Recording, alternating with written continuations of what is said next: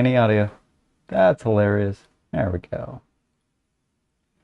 Good evening, ladies and gentlemen. Actually, it's a good afternoon my time. Probably good evening for your time if you're here on the East Coast or in Europe. Let's see here. As you can see, I'm totally prepared here. Now, this is, of course, your captain speaking. On behalf of the entire crew, welcome aboard Whiskyfile Spirit Airlines. Not actually affiliated with Spirit Airlines, just simply a joke about whiskey. Plus, we offer you comfier seats, more legroom, and we offer full beverage services on all of our flights, including select whiskey from my private collection. We're happy for you to join us with non-stop service from Rome to Paris.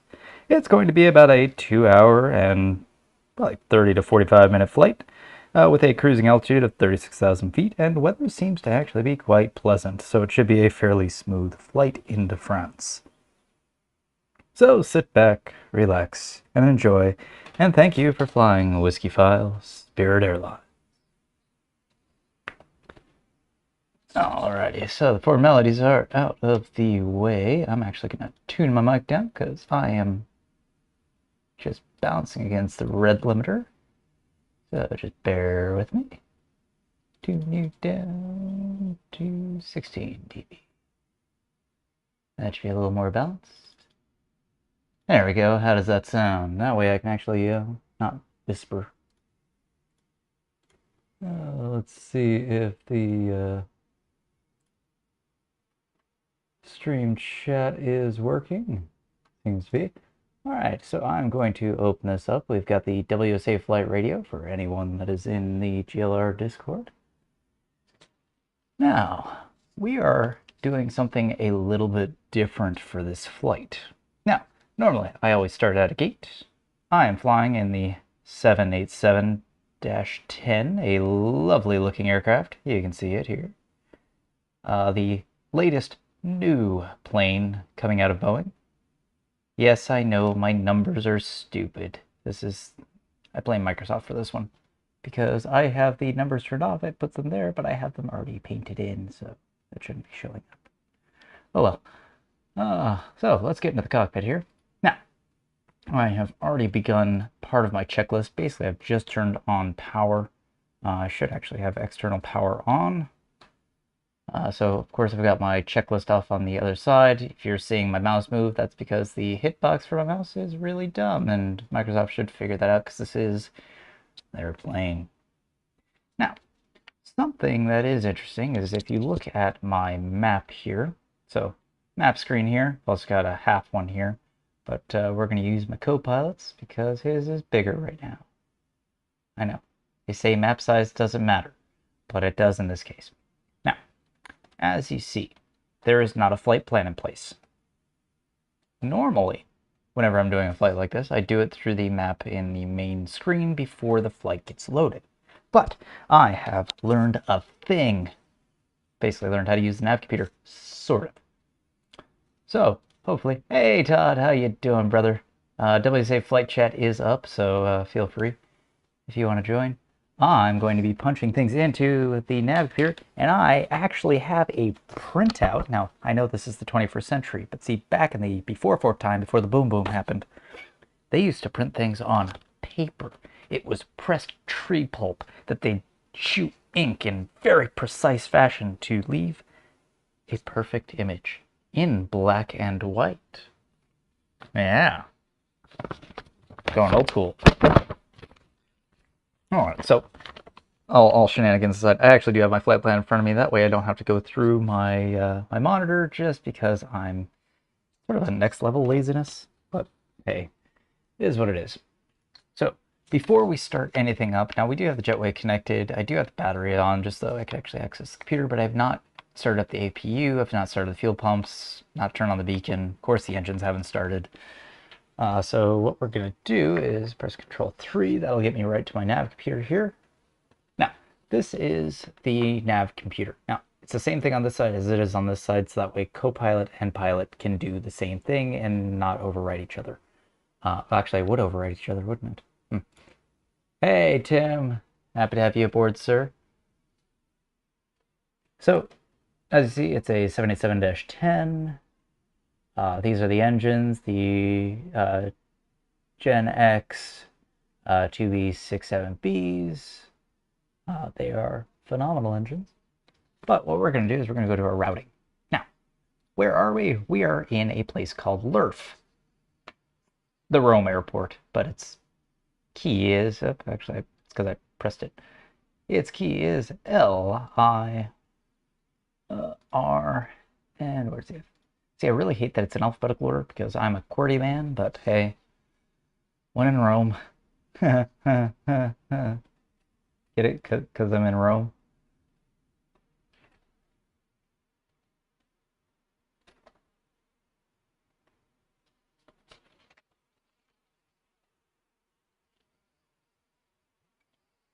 I swear it's not the beer talking. Alrighty, now, destination is going to be, what is the code for Paris?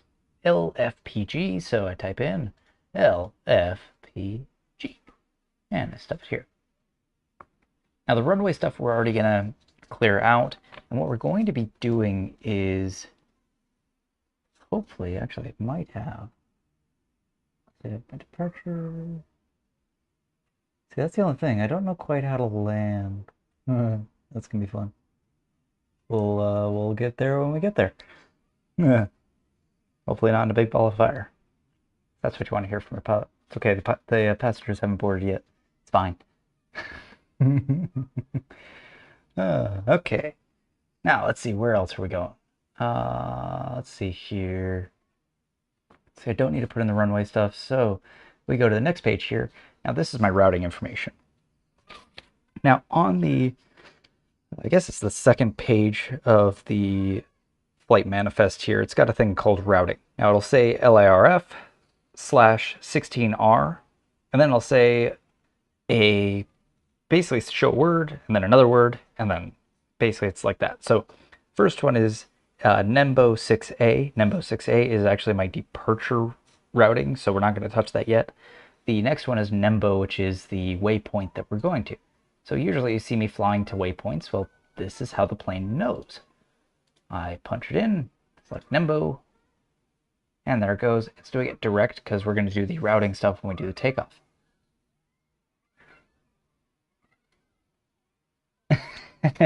I got more beer in my fridge. Don't worry, Todd.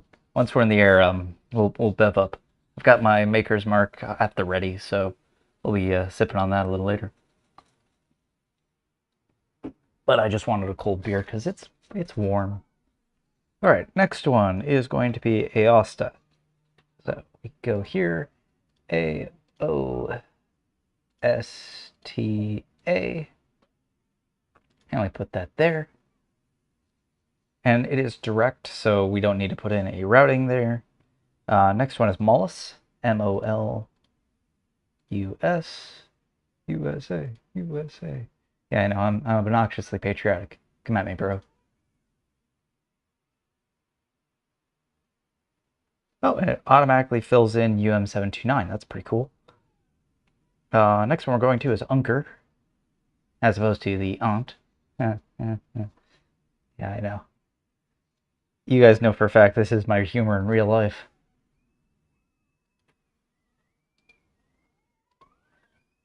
This is definitely not an act. Unker, same thing, UM729. And then we'll do Tinil, T-I-N-I-L. T-I-N-I-L.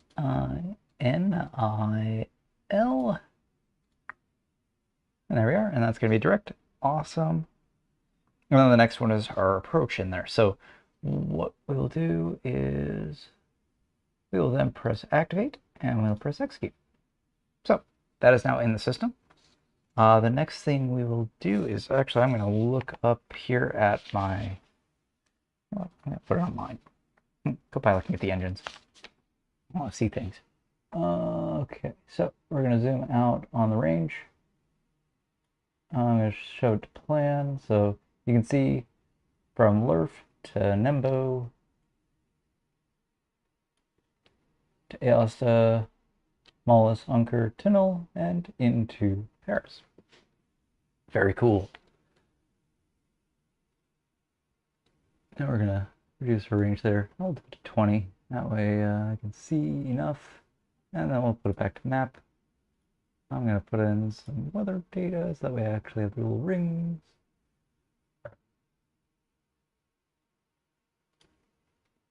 No, I don't need all the waypoints. We'll do airports though. I like having airports visible. Alright, now back to our nav computer. I'm staying hydrated, don't worry about me. You know I drink like a fish.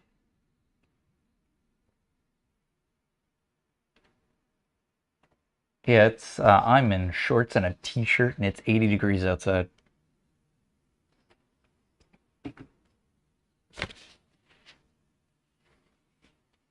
Okie dokie, now we're going to go to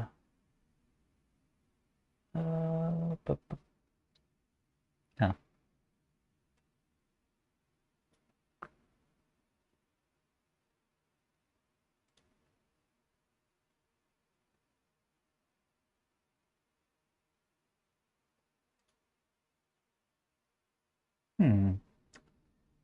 Can you guys hear the radio there? Or no? Because I need to know if my audio is being stupid again. Actually, oh, I know exactly the reason why my audio is being stupid. Ethiopian 713 cleared to Paul Airport as There filed. we go.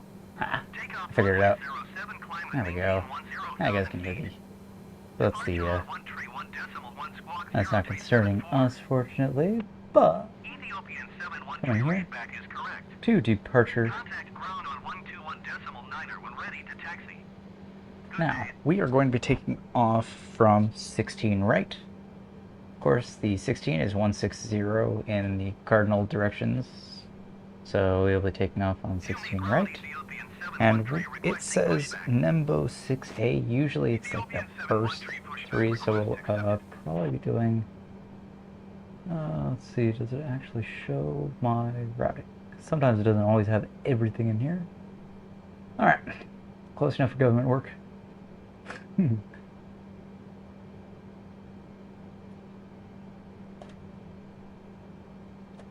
Alrighty, and execute. So that'll stay in there. Then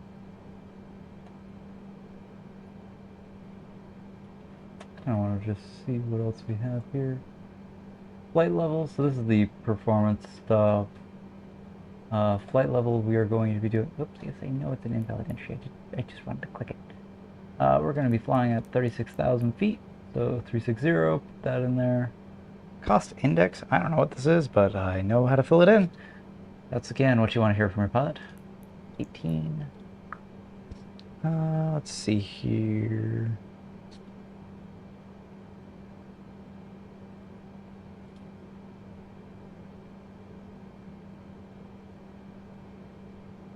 That I don't need to touch. V1 is 175 knots. V2 is 182 knots.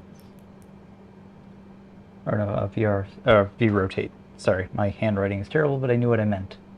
And 189 is V2. Ethiopian 713 requesting the end of pushback. Ethiopian 713 request to end pushback received. Okay, anything else? Get that. Execute. Ethiopian 713 with Kilo ready to taxi IFR. Ethiopian 713 approach. and hold short of runway 07 via taxiway Zulu Whiskey Alpha Golf cross runway 34 left. Contact tower on 118.7 when ready. Okay. Guess I don't get to set up my approach. Let's see, nav data. Taxiing hold short runway 07 using taxiway Zulu Whiskey Alpha Golf cross runway 34 left. Ethiopian 713. Oh, it actually knows where I am, but the fact that it should know elsewhere. I'm going to fill out gate information. Let's see if it's the actual coordinates and everything. That's pretty cool. Check out the BNAV. 36,000, that's in. That's all good. Destination.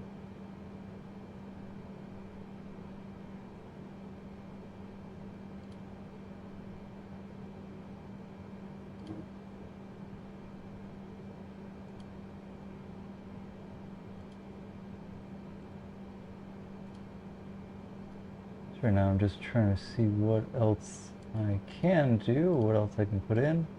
But I do believe that is pretty much everything. Only thing I don't like is that I don't know how to put in my landing stuff.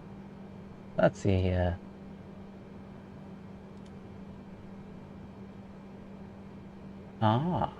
we are. I think I figured it out. Yes, I did. Haha.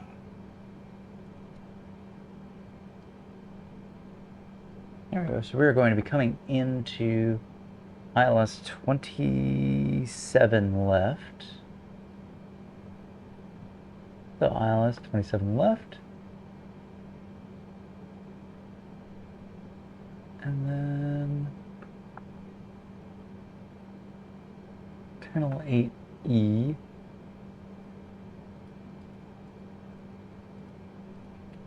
Oops. Let's see, 9 west, but that'll have to do. And the approach. Hey. Fine. I don't know what this is. Ah, panic. You didn't tell me this. Just let me check my other routing information here.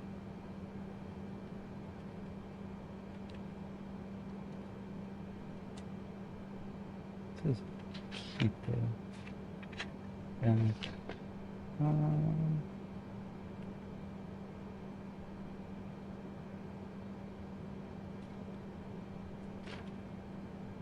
okay.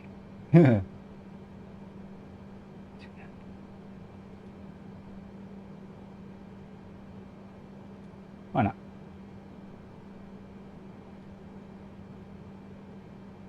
Okay. There we are. We are filed. So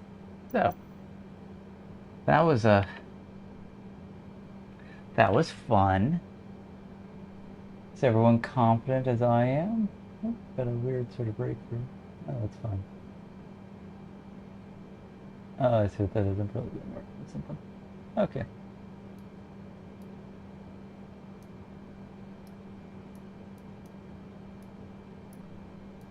Alright, so if the plane crashes, it's Todd's fault. If the plane lands successfully, it's definitely mine. Why, Todd? Because that's it. Alrighty. As I chug a little bit more of my beer there, let's get the plane going. Because again, that's what you want to hear from your pilot. Next up on the checklist, APU. Shift to start is on. Generators are already on, so I don't know why that's default on, but I blame them. Because it's Microsoft's fault. The only thing that I turned on was the batteries and the external power. So, alright. Let's get the fuel pumps going. Fuel pump, fuel pump. Ethiopian 713, please acknowledge. Oh, we should probably check my weights real quick before we get going. So, before I turn on the beacon. Let's do that because we do have a full flight, but I know for a fact this did not register it. I didn't even remember filling it out. So again, that's what you want to hear from a pilot. Alright. So we have 36,000 pounds of fuel. Are actually a bit overweight on that. Oh no, there's 36 tons of fuel, isn't it? The Ethiopian flight may have gone down. That's not good. So actually what I'm going to do is in the center one, I'm going to leave that as is. Oh, calculator. Just that way I can quickly do this. I know. Teacher said you wouldn't have a calculator in your pocket, and she was a liar. Okay, we'll do that.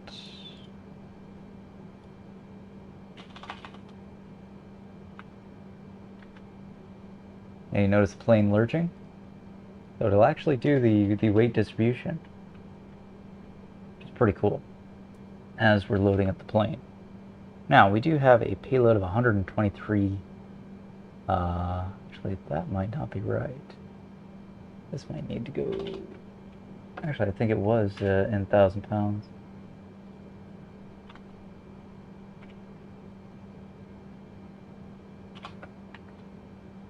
No, don't do that, you silly computer.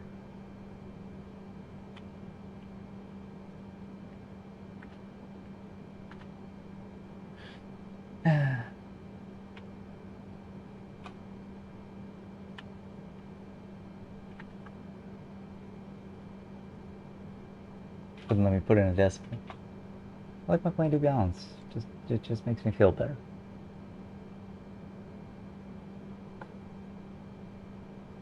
It still seems low. But then again, this is going to be a short flight. This is a plane that can go from basically here to Australia if it wanted to. But the thing is, we do have a rather hefty flight in our hands. So we are going to do 13,000 up here. We're going to do premium economy. For some more of these fat cats. 20,000 economy. We're going to do 30,000. No, yes, I am doing this arbitrarily. We'll do actually 10,000 premium economy. Alright, so what we're looking for is the magic number of 25,000 here. So the reason for that is my zero flight weight, so 12,000 here.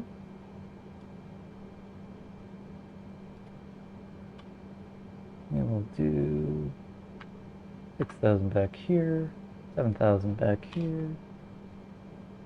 Oops, not 70,000. There we go. That gets me pretty darn close. Do you have enough fuel? Actually, I'm going to bump this up to 10. And bump this up to 10. There we go.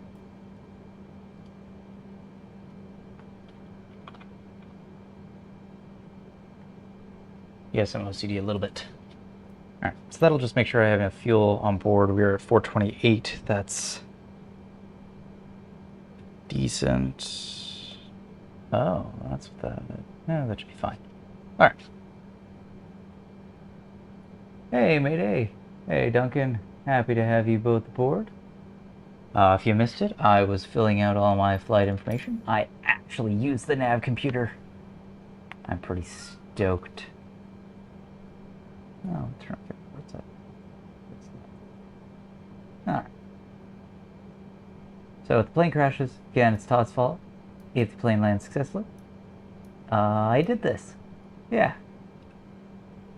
Again, if you want to join the chat in GLR server, I've got the WSA flight radio up and running. So feel free to pop in there if you want to say hi. You can stay on for the whole flight. You can stay on for part of the flight. But I believe before we push off, what we are going to do is, of course, watch a bit of a safety demonstration.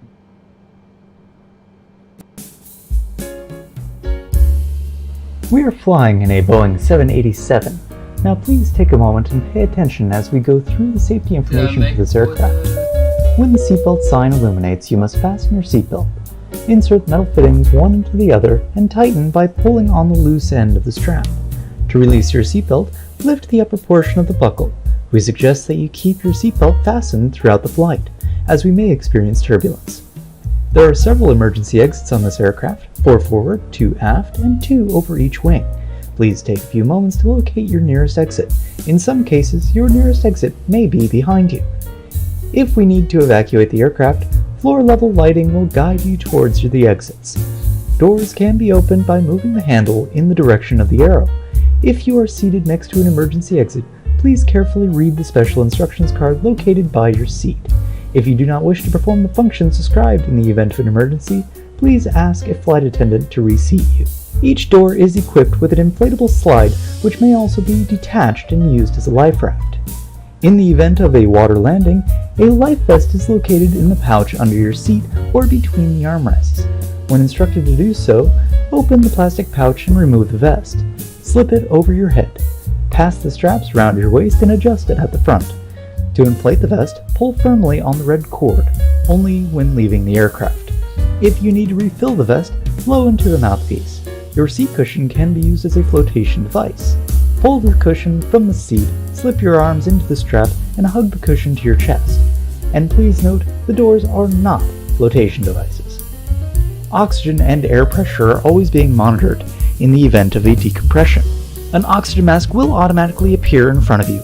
To start the flow of oxygen, pull the mask towards you, place it firmly over your mouth and nose, secure the elastic band behind your head, and breathe normally. Although the bag does not inflate, oxygen is flowing to the mask. If you are traveling with a child or someone who requires assistance, secure your mask on first and then assist the other person. Keep your mask on until a crew member advises you to remove it. At this time, your portable electronic devices must be set to airplane mode until an announcement is made upon arrival. If you noticed your video stream has stopped, that's because you fell for that and I will never get tired of that joke. We remind you that this is a non-smoking flight, even though some of you think you look cool doing it. Tampering with, disabling, or destroying the smoke detectors located in the lavatories is prohibited by law. You will find this and all other safety information in the card located in the seat pocket in front of you. If you do not have a seat pocket in front of you, you're probably not actually on a plane, which we don't find all that surprising. We strongly suggest you read this card before takeoff, and good luck if you don't have one. If you have any questions, please don't hesitate to ask one of our crew members or in the chat next to the video. So sit back, relax, and when we're safely at cruising altitude, pour yourself a glass and enjoy your flight on Whiskyfile Spirit Airlines.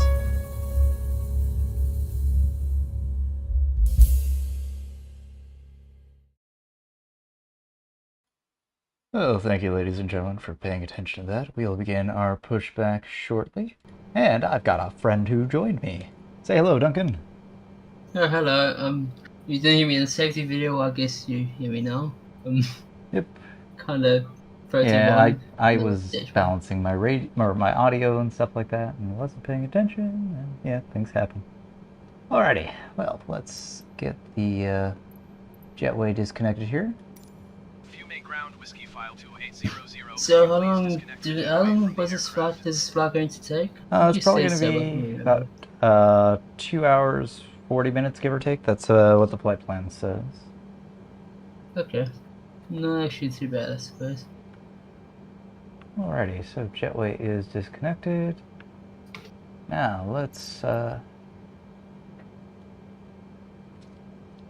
begin the pushback. Of course, make sure your seatbelts are secured. We'll be pushing back shortly at this time. So make sure your tray tables are in their full and upright position, and again, your seatbelt is correctly fastened. Flight attendants, please prepare for gate departure. Doors on automatic. Cross-check and report. Thank you.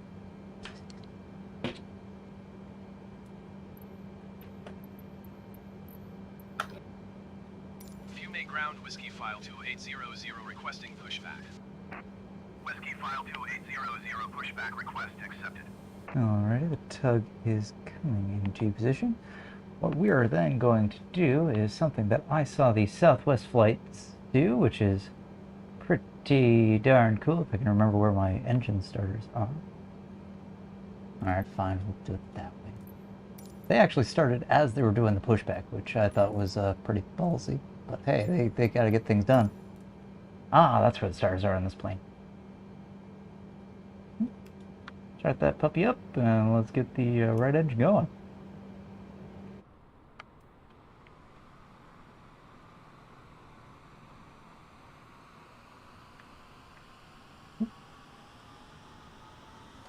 Alrighty.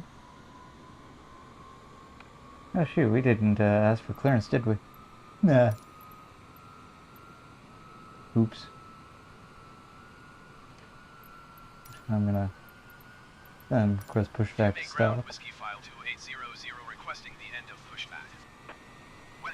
We'll have him push us back a little bit more in just a second, but I forgot to actually clear this, which is hilarious because I just wasn't paying attention. Ground Whiskyfile 2800 ready to copy IFR clearance to Degaul. Whiskyfile 2800 cleared to De Gaulle Airport as filed. Take off runway 07 climb and maintain 7,000 feet. Departure frequency is 1 tree, 1 decimal, 1 squawk tree, 146.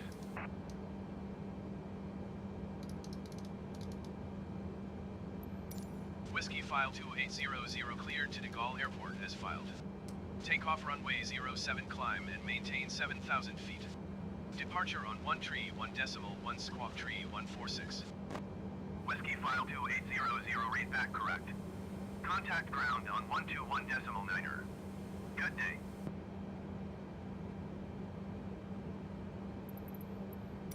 You made round Ryanair 7067 request taxi to parking.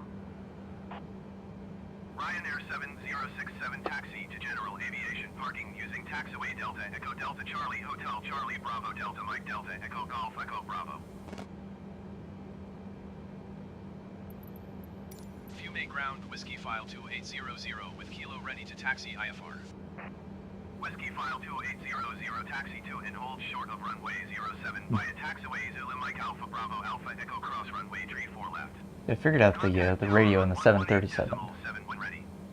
but I've not necessarily figured it out in this one, so we might just do the old school way. Taxi Doing to it through and hold menus. short runway 07 using taxiway Zulu Mike Alpha Bravo Alpha Echo Cross runway 34 left. Whiskyfile 2800. Is that the correct runway? Taxiing to General Aviation parking using taxiway Delta Echo Delta Charlie Hotel Charlie Bravo Delta Mike Broski. Delta Echo Golf Echo Bravo Ryanair 7067. Is that the right one?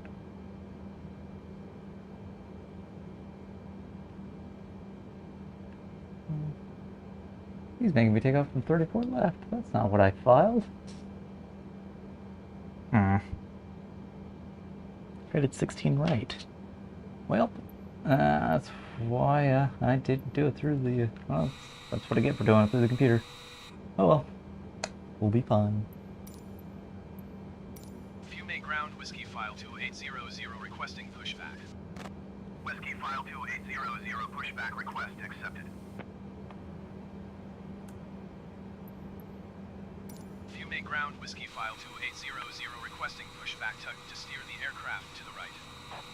Whiskyfile 2800 your request has been transmitted to the operator.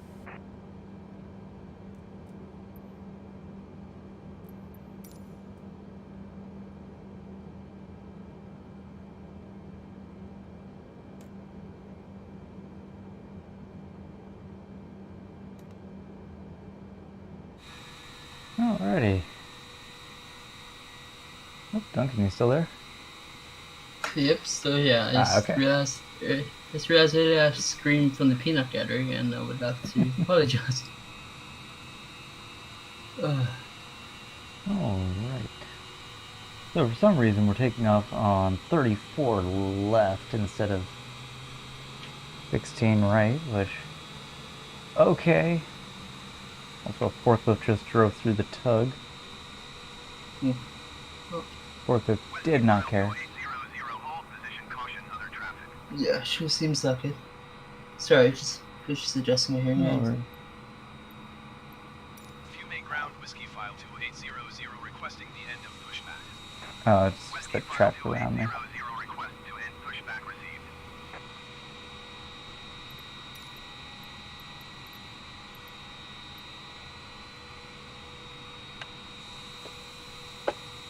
Like, you think they notice a giant plane, but nope. Forklift don't care. It seems like they're oblivious. Forklifts are the honey badgers of the airport vehicles, apparently. Oh, yeah. Alrighty. Engines look good. Let's turn on nav lights. I don't need this. These on. Okay, clear on there. Let's see, logos on need. Strobadoo. Taxi lights on.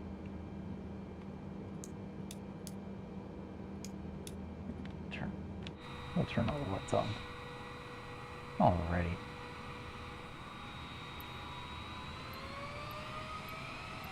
So I think in the future, although it's nice to file it in there, it's really obnoxious that it did not register it. but I think in the future I will just do it through the mapping, so that way everything is in there. But hey, it was a neat little experiment.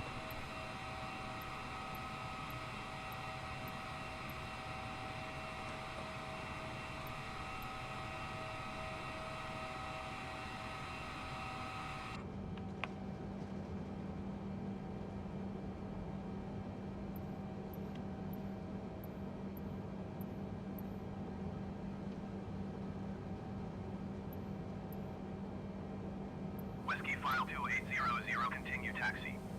Yeah, I figured when the forklift went through my thing, I was fine.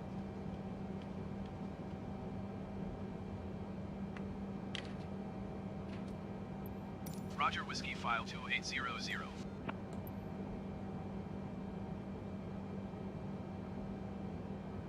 Mind the bumps. Hey, Richie. Thanks for dropping in, sir. Happy to have you aboard.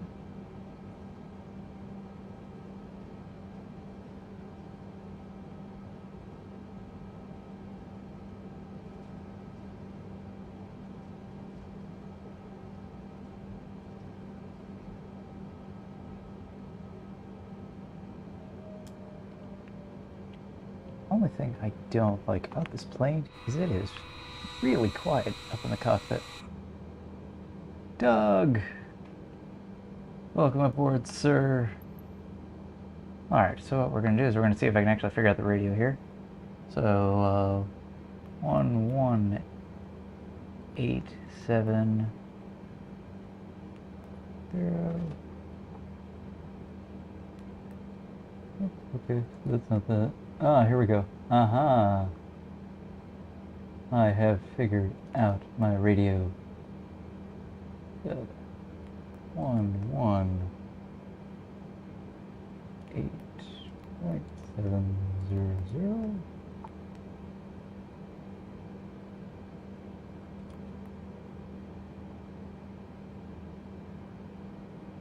Okay, I think that did it. It's very convoluted, but hey, it is what it is. Fume Tower Whiskyfile 2800 ready for IFR departure. Okay, sorry, I'm back. 07. What's that miss? Whiskyfile 2800, altimeter tree 0.27 wind 086 at 8. Cleared for takeoff runway 07. Yeah, why am I zooming in? I didn't want to zoom in. Cleared for takeoff runway 07 Whiskyfile 2800. Oh, right.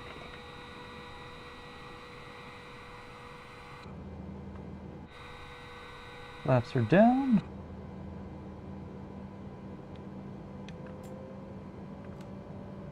Parking brake is released. Ladies and gentlemen, prepare for takeoff.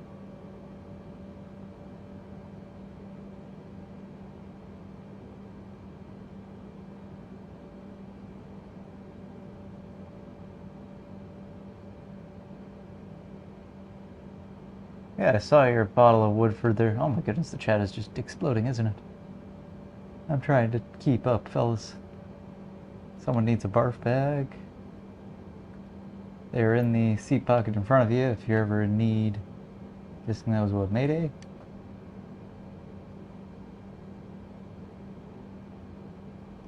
We're doing some GT7 talk too.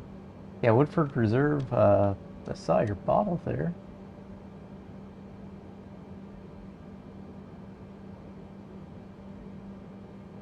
See, now this just makes no sense.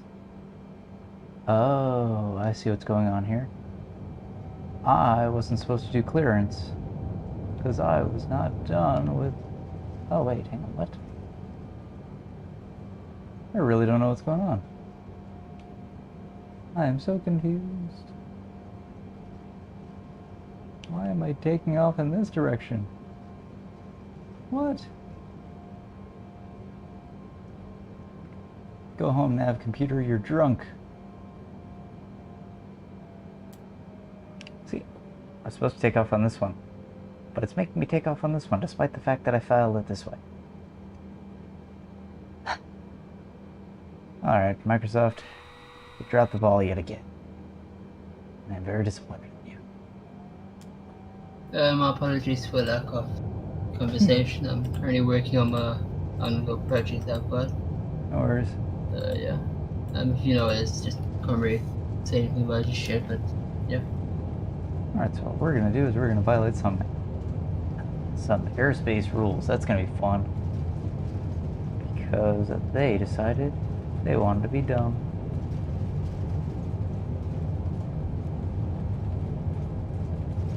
Alright.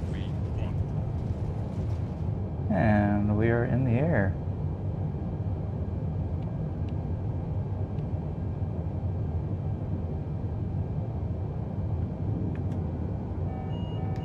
Yeah, I know I'm overspeeding. Fine.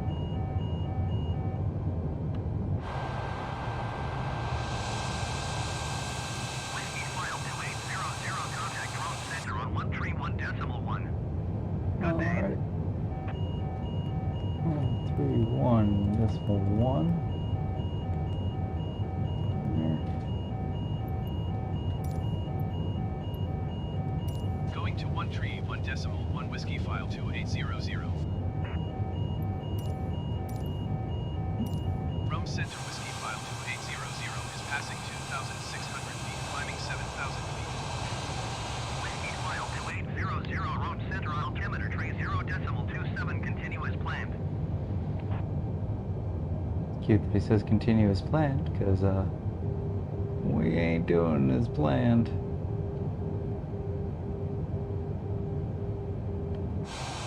What we're gonna do is we're gonna loop around here. Sorry for the high banking, folks. That's why we tell you to keep your tray tables upright. Whiskyfile 2800, climb and maintain 14,000 feet. Climb and maintain 14,000 feet Whiskyfile 2800. There's my flight path.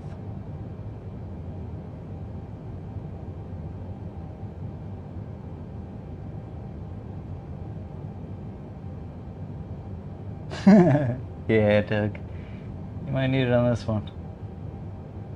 Because I didn't file my flight plan the way I usually do. That's because Microsoft Flight Simulator is kind of dumb sometimes.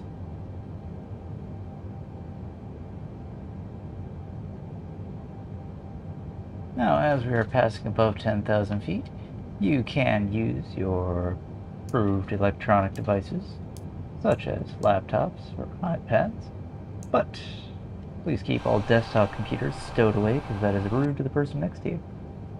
Also, how did you manage to clear that through TSA? I will never know.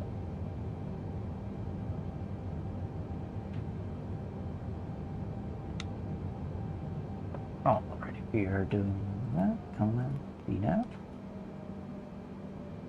VNAV should be set to 14,000. And we are back to our regularly scheduled program. Sort of. There we go.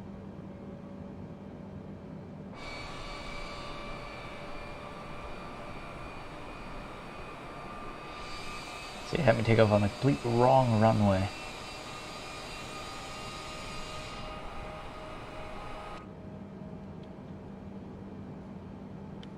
But we are back onto our routing, so we should be good.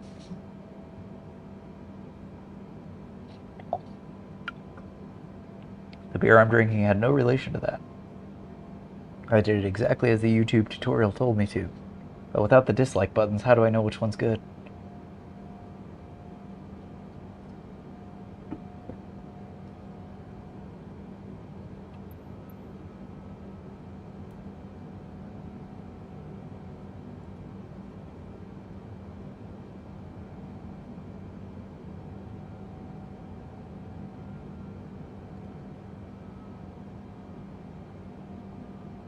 There we go. At least our routing is going okay for now.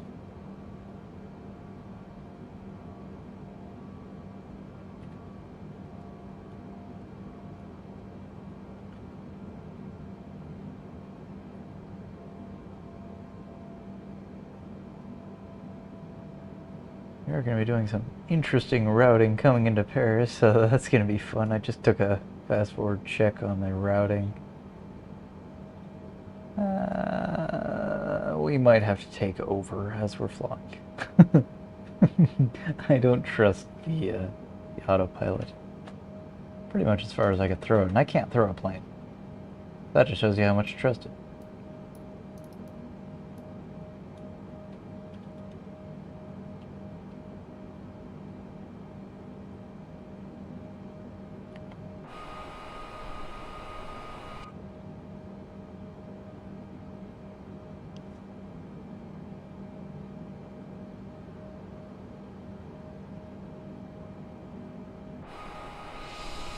Now this is, of course, the Italian coast, as we just took off from the ancient city of Rome.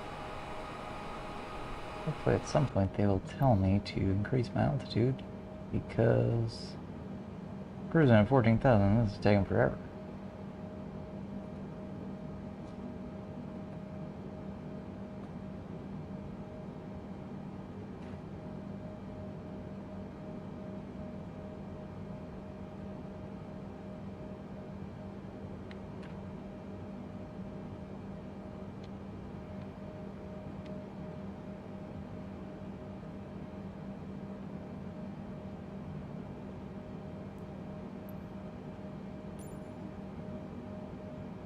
I mean, I guess we were still in our takeoff trajectory, so once we hit to Nenik, that'll be the next waypoint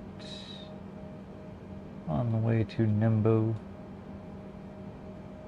That'll, of course, put us in the probably up towards our cruising altitude. So, Todd, in all your dictatorial edicts, did you ever realize that you're sending a lot of those people that keep bumping us off to this lovely part of the world? I mean, man, some pretty good treatment for a bunch of people who don't know how to take corners correctly.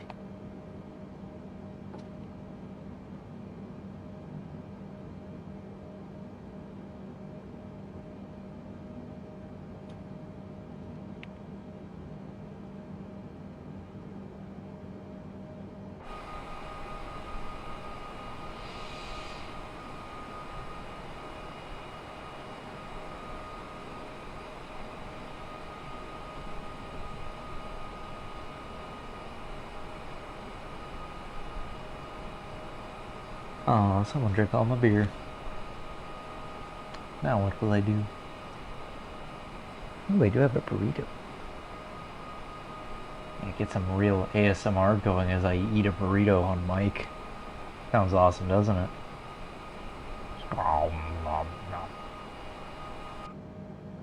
Nah, I won't subject you guys to that.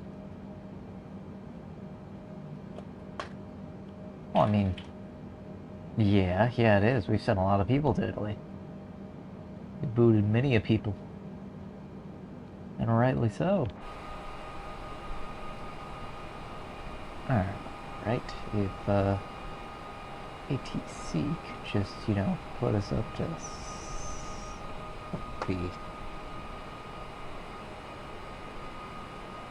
36, I think that's what my cruising altitude should be.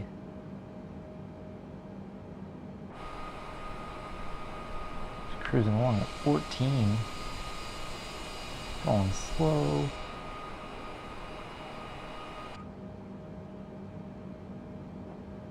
Alright, as cool as the nav computer is, I don't think it's working that well.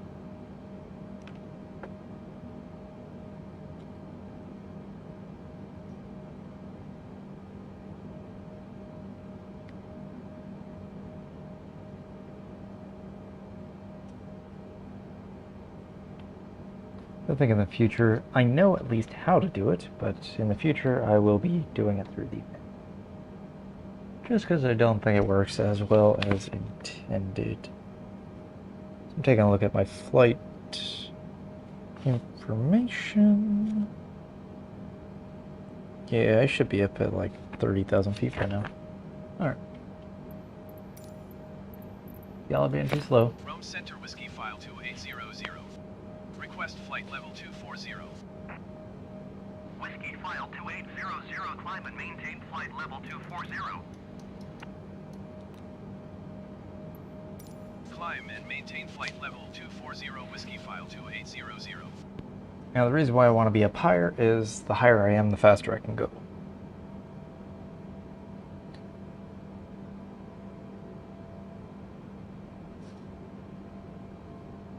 But essentially doing sort of a mixture of a VFR flight and an IFR flight. It's kind of weird. But hey, at least we're moving on up to the east side, to a deluxe apartment in the sky.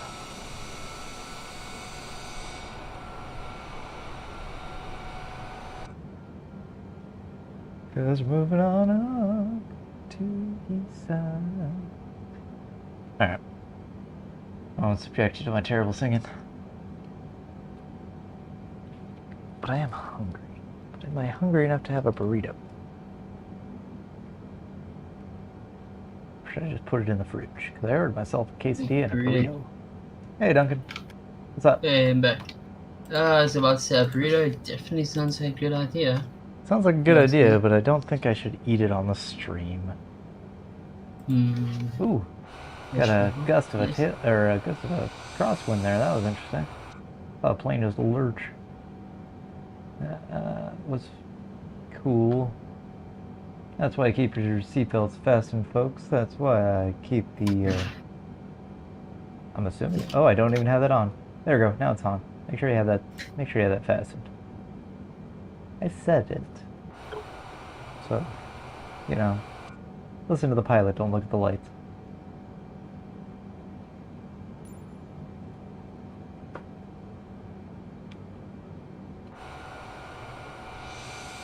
Oh, what a pretty game this is.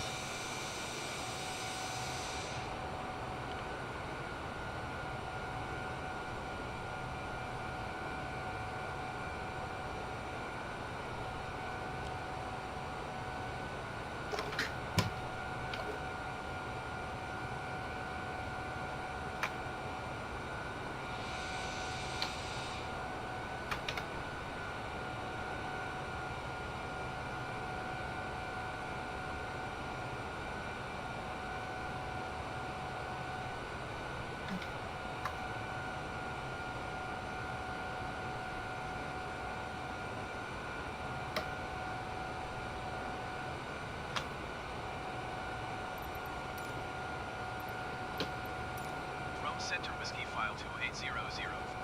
Request flight level 340. Whiskyfile 2800, climb and maintain flight level 240. Expect flight level 340.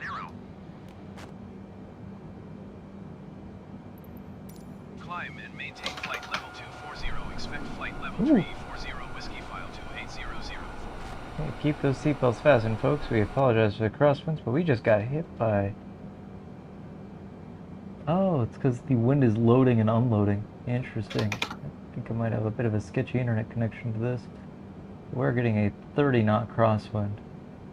That is basically intermittent, apparently.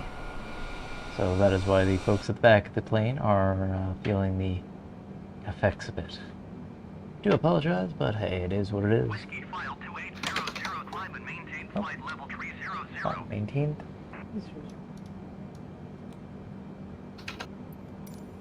Climb and maintain flight level 300. Whiskyfile 2800. Alright, so the flight plan is actually kind of working. That's cool.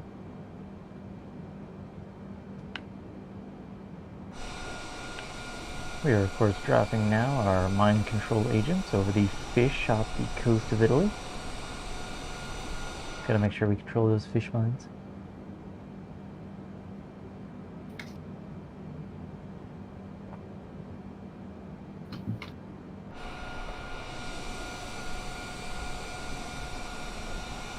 Yeah, let's do show this camera. Ooh, that's an interesting angle.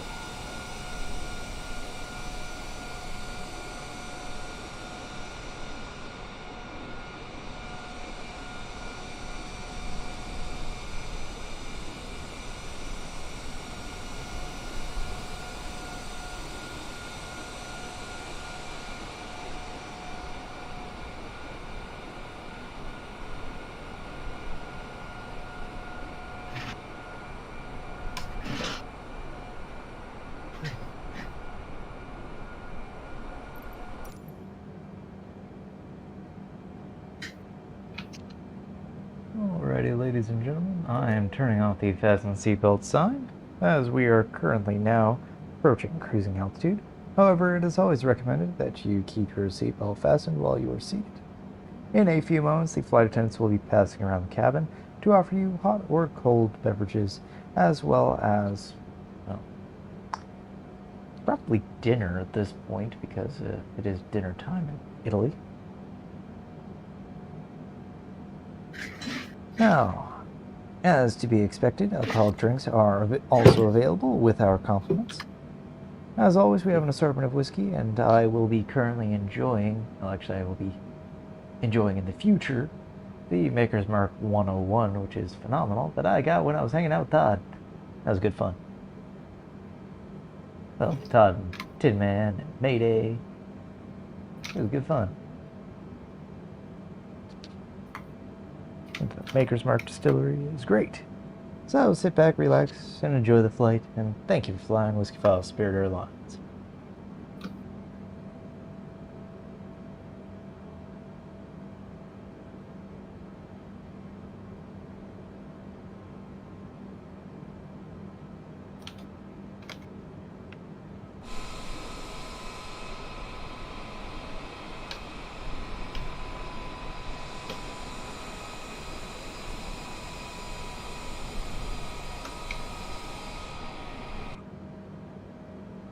Now, if you're interested in any racing tomorrow, GLR will be putting on a nice little stream for our buddy Kazi.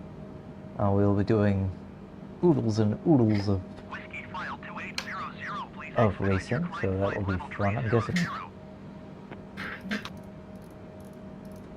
all sorts of fun shenanigans, so feel free to join that. That will be tomorrow at, I believe, 1 p.m.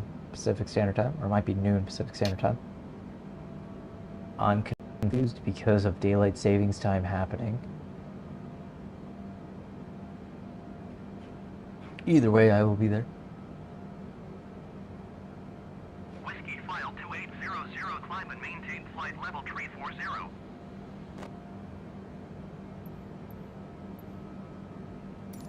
Climb and maintain flight level 340 Whiskyfile 2800.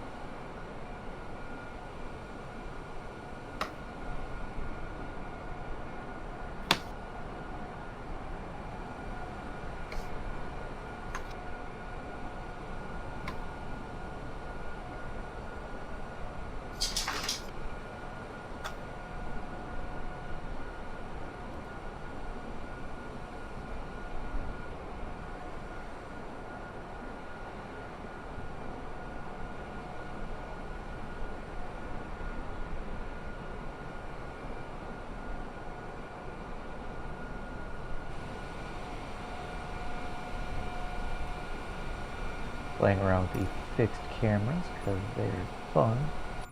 This is what all y'all would be seeing if you're up towards the front of the plane. Lovely view outside the aircraft. If you're back where I usually am in coach, back view of the wing. And if you're Marmite and want to smoke, this is where you get to sit.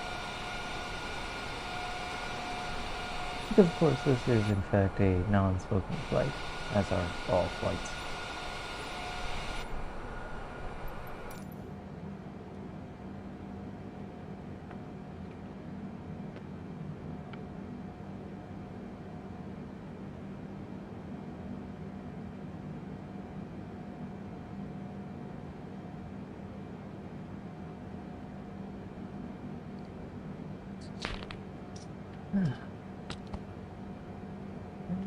Looks like we are doing alright. Approaching our cruising altitude of 36,000 feet.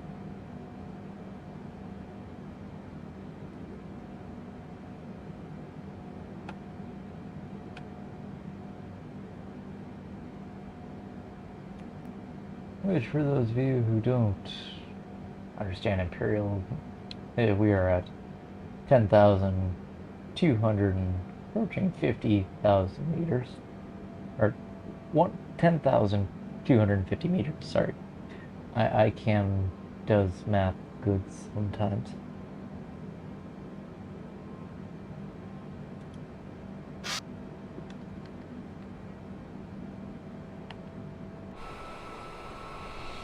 Now, where are we currently flying over? We are currently flying over... I don't even know which one this is. Oh.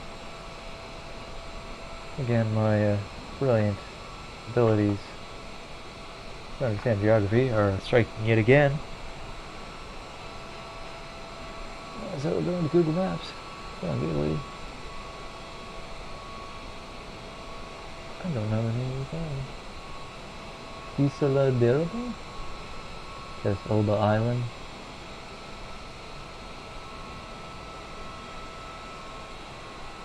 Over Tuscany earlier.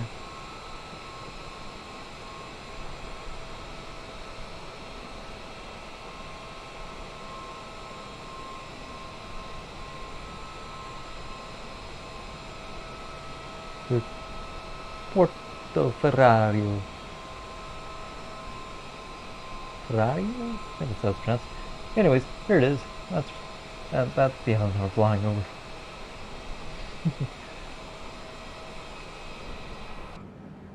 My Italian is subpar at best. I don't apologize for it because I'm American. We don't apologize for things. We are proud in our defiance and obstinance. That's what we do. Hey, Mikey, happy to have you aboard, sir. Yeah, not a hardcore drinker at all. He just outed me as being the softy that I am.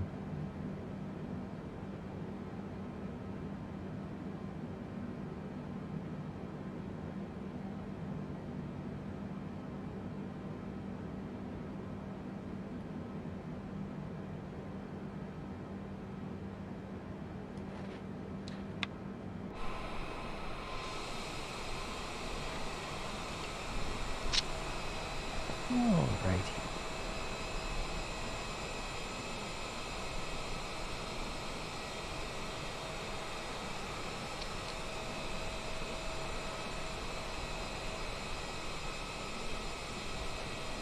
Now in a little while I am going to need to put my burrito in the fridge, because I will eat that later. And I will also grab myself something to drink. Maker's Mark is calling my name. 'Tis some good stuff. Yeah, if you're ever in the Kentucky area outside Louisville, feel free to go to the Maker's Mark distillery, get yourself a tour. It's cool, you get to see all the things, you get to see how they process all the grains, mix it with yeast, then pour it into their stills and distill it, and then you wait several years for it to age in the barrels, and they move them around their warehouses, and then you drink it.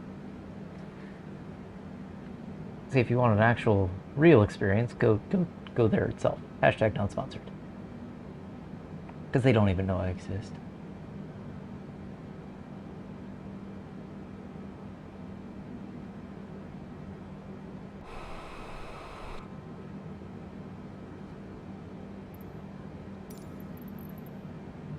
Rome Center Whiskyfile 2800. Request flight level tree 60. Whiskyfile 2800, climb and maintain flight level tree 60.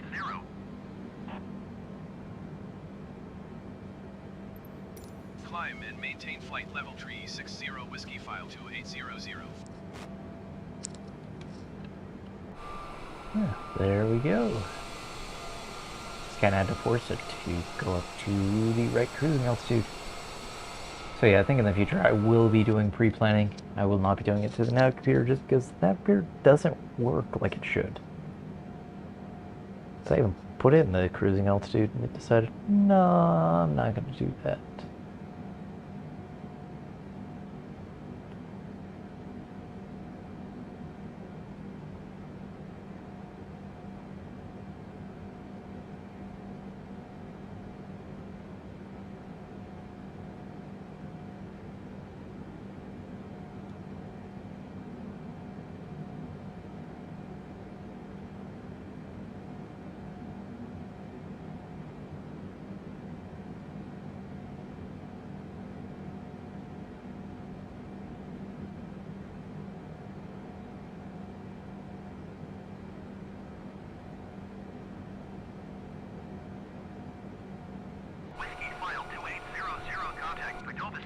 134 decimal tree.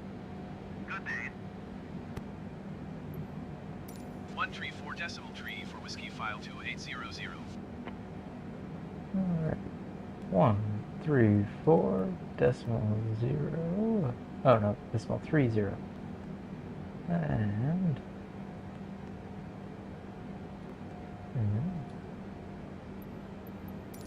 Padova Center Whiskyfile 2800 is at flight level tree 55 climbing flight level tree 60. Whiskyfile 2800 Padova Center, continue to Aosta as planned. Whiskyfile 2800 contact Milan Center on 124 decimal 925. Good day. 124 decimal 925. Oops.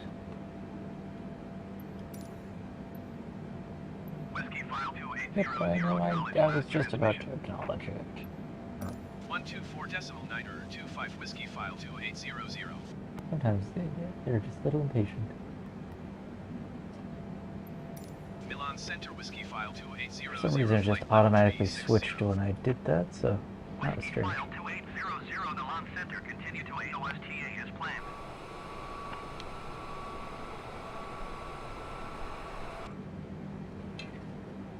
Yeah, we are doing. These are both files.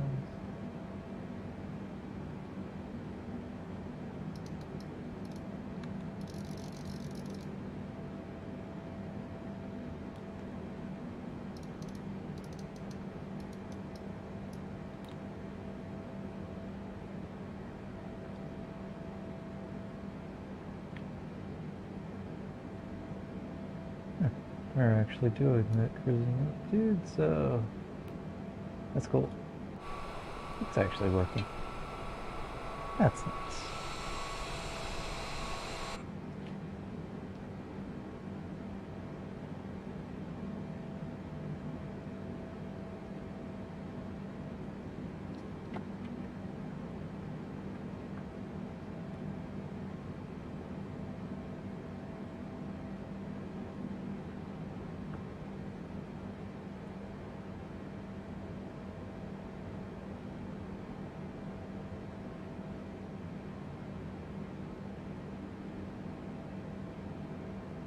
Alrighty, I'm gonna go find myself a beverage of some sort. And in the meantime, I already have that queued up, that's pretty cool. Doop. Do that. We'll get this doing auto ATC. That'll be fun. Be right back, boys.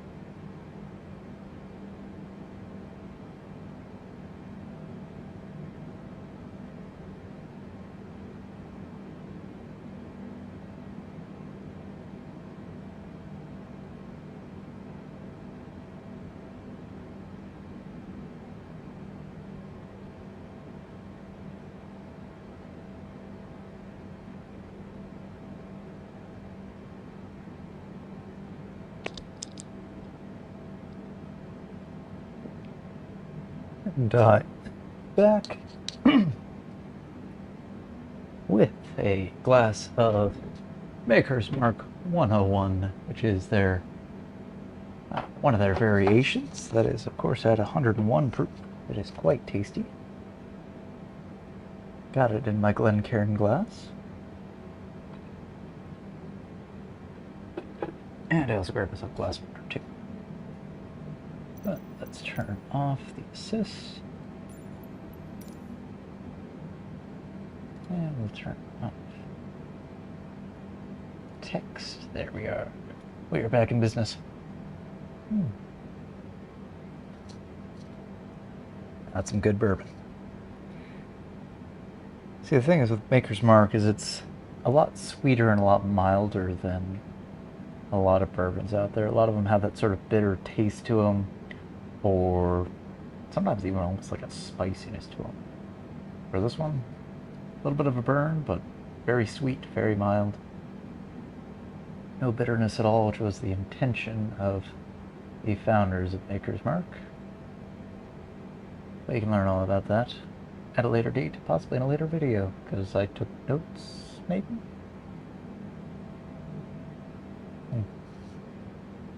Good stuff.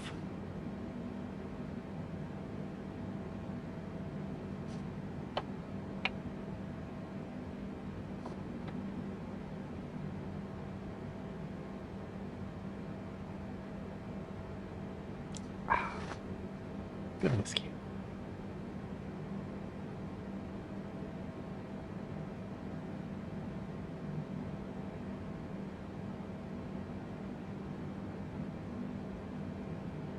Oh, sweet. Amazon delivered things. Yay. So I broke my headphones at work, which really made me sad, because I like those headphones. So, we'll be right back. So actually, I'm just going to turn on the assist there, because I'm just going to go to the front door, grab me packages, and then I will be back.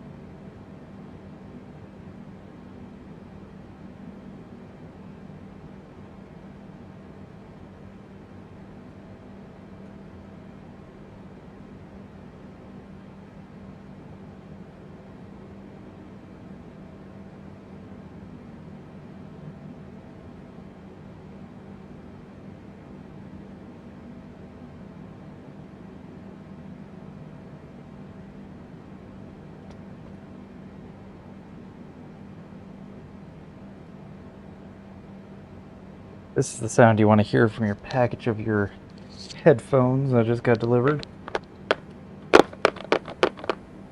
Just all sorts of rattly noises. But let's open it up, see if they actually have all...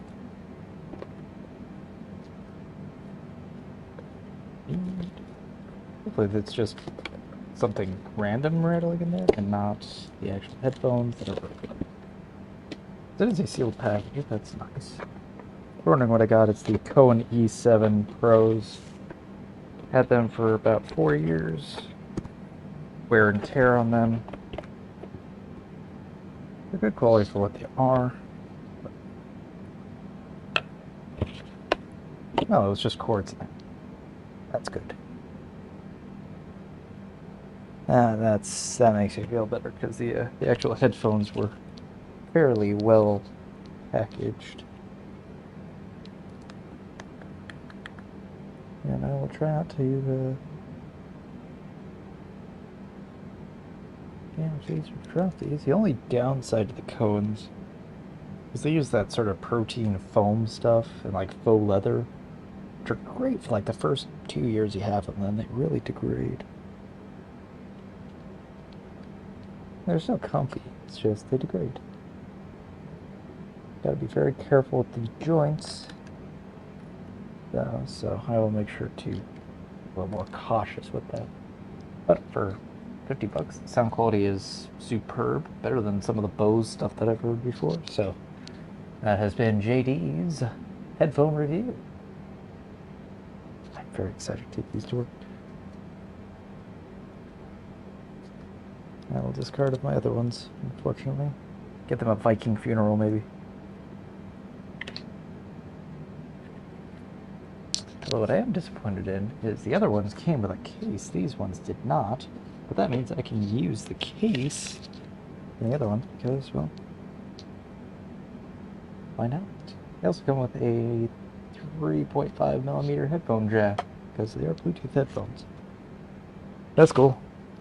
Yay, Amazon Ferry.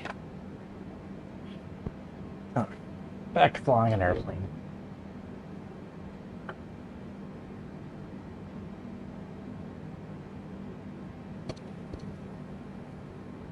Hey, Jerry.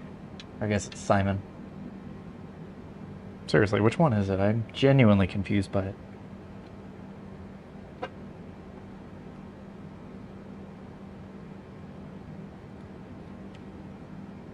Ooh, we just reached the... Is this French coast?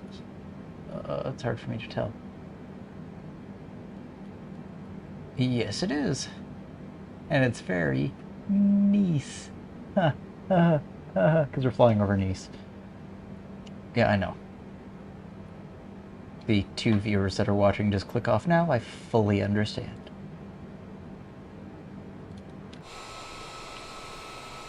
Actually, Nice is over there, but it's not going to stop me from making a terrible pun. Hi, Simon. Yeah, I know. It's because I see Jerry, and then I'm like, hey, Jerry, but it's not Jerry, because I think your whole shtick was that it's not Jerry. Thank you for clarifying. I'll forget next week. I'll be stuck in my dilemma of which one is it.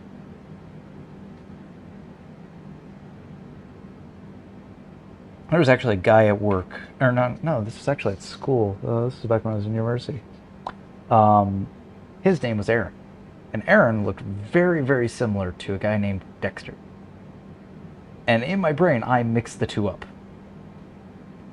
And it took him about 4 months to finally have someone else tell me, because he was just as awkward as I am, to tell me that his name is not Dexter. And I was like,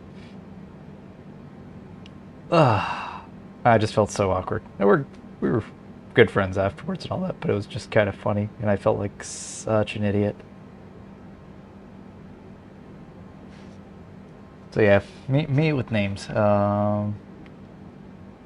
It's tough.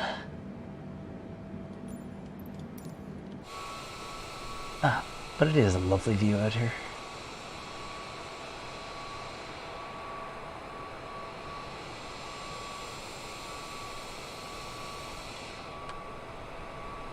You spin me right around, baby, right around, like a record, baby, right round, right. Things you have to do when autopilot's in control.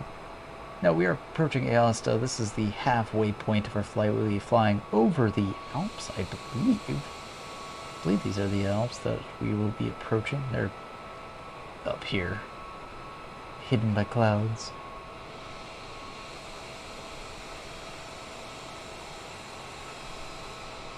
Yeah, I definitely know when I've seen a face I've seen before. I'm like, I know you, but I don't know you. And then we play the fun game of, okay, I'm going to wait till someone else says this person's name. And then I'll act like I knew the person the entire time. And, yeah, that way I avoid awkwardness. Because I'm a very awkward human being.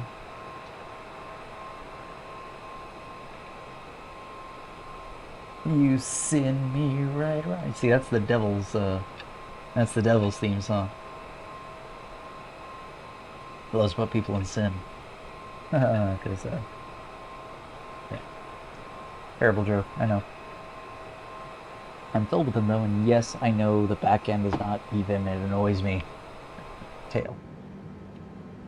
Actually, I don't think anyone else ever noticed. But me. But I notice, and I don't like it. While UV maps are sometimes a pain in the rear.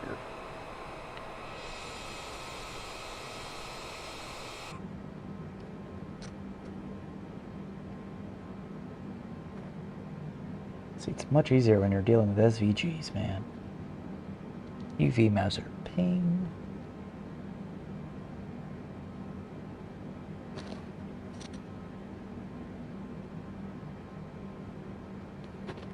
So Simon, regale us on the tale of why you're Jerry. Because now I genuinely want to know.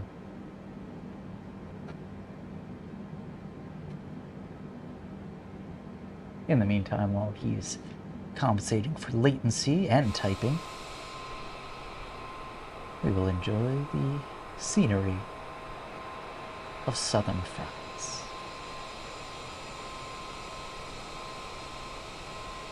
I love odd tales. Regale us, my friend. Regale. Regale.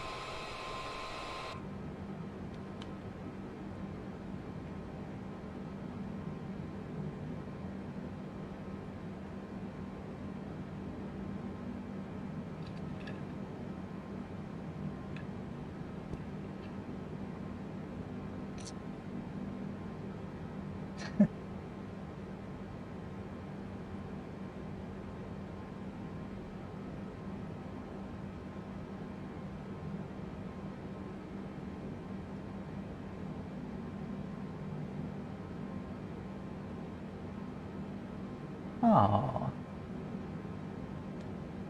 That's cute. See, I've got a mixed bag with cats. I like other people's cats. I just don't want to own my own. It's like being an uncle. You know, you can spoil the kids, you have fun, and then you hand them off to the parent. It's sort of the same relationship that I have with cats. So like Todd's cats. He has 3 cats, one named Fish, one named Chips, and then the other one, I don't remember what his actual name is, but he's also called Spook. And I had a great fun with him. Yeah, no, I get it. It's also really funny, because someone will be like, hey Jerry, and then you're like, no, it's Simon. It's like, but why though? Meow. That's why. So you will call me Simon, right? Meow. Yeah, Todd 3 cats. I had fun with him. I really like Fish. Fish was squishy. I like him. He's a little orange Garfield cat, kind of fat. And there were Chips. Chips was he liked to run. I mushed him a few times though. The whole reason why I like mushing cats is my buddy has a cat. His name is Mango. Actually, no, her name is Mango because she's a girl cat. And Mango, so it's a family tradition with him to name name people, animals, semi-traditional names, but misspell the crap out of them. So, for instance, Mango, you would assume M-A-N-G-O. No. It's M-A-N-G-O-G-H, spelled like Van Gogh. I actually made that suggestion, because originally it was just called Mango as in regular mango, but you know, his other cat was named Loki, L-O-K-E-E, and my buddy Wes, his name is Wesley, but it's spelled L-E-E at the end instead of L-E-Y, which is the traditional way. All sorts of fun things with that. Oh, there's the Alps. Wouldn't want to go down there. We'd get frozen. Have to eat each other. But yeah, so with Mango, the reason why I brought up Mango is Mango's another little orange cat. And when he was a kitten, or actually when she was a kitten, see, I'm going to get it screwed up because for a while there, they thought he was a male cat. If you squished her, she would meow. Like this really cute little squeaky meow. And then as she grew up, because she's now a full-grown cat instead of a little kitten, you still pick her up and you mush her and she does the same meow and it's adorable. So I love mushing little kitties.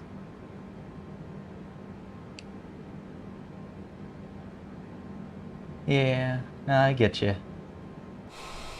They're a lot to take care of and also expensive, and with everything going up, man, it's ridiculous.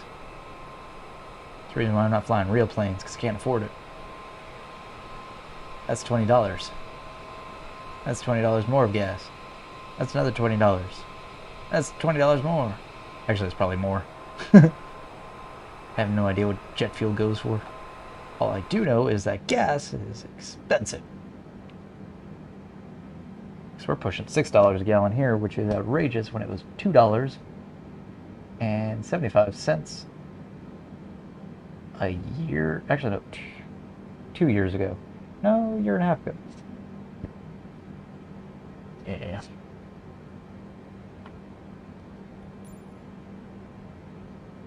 And it was a steady rise up to about $4.60, and of course, great, powerful president who's the greatest president we've ever had in the history of ever, and I'm certainly not saying this is any sarcasm at all. Certainly not, feel gross even saying it.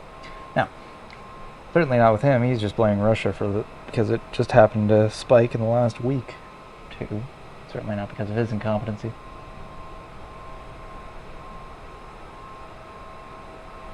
Well, hopefully it'll get that way here. But until we actually do some domestic production, it's not going to really go down around here all that much.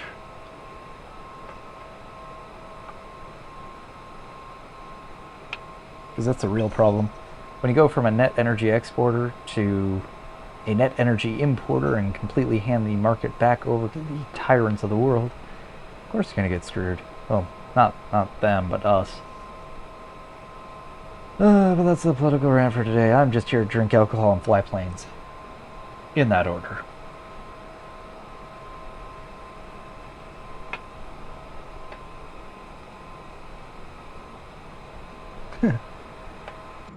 What, my sanity or my whiskey, or you actually talking about the United States? Because you shouldn't rely on the United States right now. We're about as reliable as a completely domestically built Chinese car. And I'm talking about the ones that they design themselves, not the ones that they copy.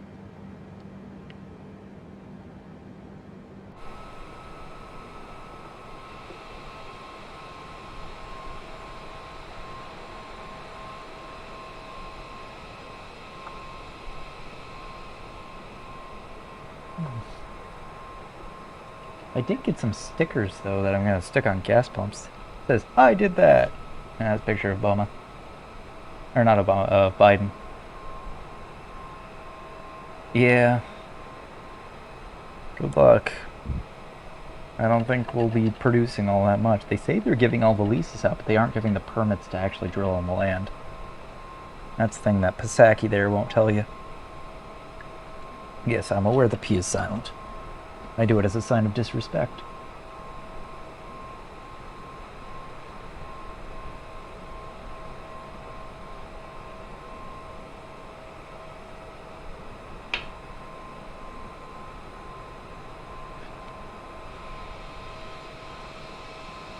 Alright, that's enough of political drama. Back to whiskey. This 101 is delicious. It's very sweet, sort of caramelly. It's a wonderful smell.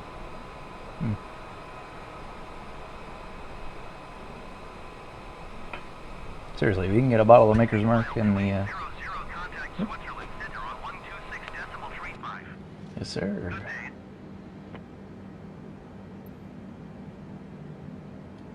126.35 for Whiskyfile 2800. Alrighty, 126.350.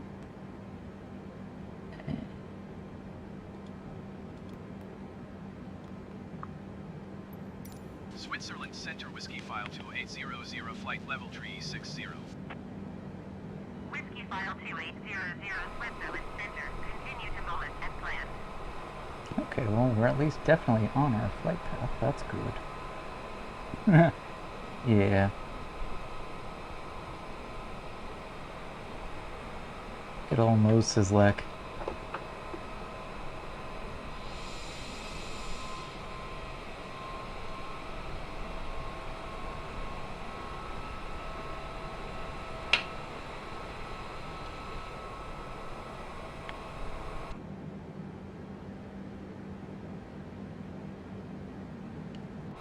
mountains here are really pretty. We're surprisingly getting very little turbulence. Usually over mountain ranges, you get a lot of turbulence as you're flying over them because, you know, the air hits them. Like, it's notorious in the United States if you're flying over the Rocky Mountains. If you're going from the west, like you start out in LA or Washington or Portland and Oregon or something like that, it's usually pretty common about an hour into your flight, you'll get a bit of turbulence as you're flying over the Rocky Mountains. And, okay, we're getting a little bit of turbulence flying over here, but not as much as you would over the Rockies, which is interesting. You know, I guess it's maybe because wind speeds are pretty low. We're only getting 19 knots right now. It's like 25, maybe 30 kilometers, give or take. I barely know miles per hour to kilometers. I don't know knots. Knots are weird. I only know knots when I'm doing it for airspeed. Alright, knots. Alright. And we're getting a 19, 35. Yeah, it was close. Yay. I do kind of know. Not very well, but I know. Yeah, we're getting it as a crosswind, which isn't that bad. For all intents and purposes, sort of like stall speed, or like sort of like calm winds up here, because, you know, I've had like 70, 80 knot tailwinds and headwinds and stuff like that. It's crazy. But when you're flying over the Rockies mountains, because they are very tall, I mean, some of them are, I want to think the tallest, it's like between 12 and 14,000 feet, give or take. Because I know Mount Whitney in California is the tallest at 14,495, which is somewhere in the ballpark of about 5,000 meters, something like that. Whiskyfile 2800, contact Marseille Center on 120. Yeah, it really does. This game does scenery beautifully. 120.85 for Whiskyfile 2800. And it's a mixture of Bing Maps and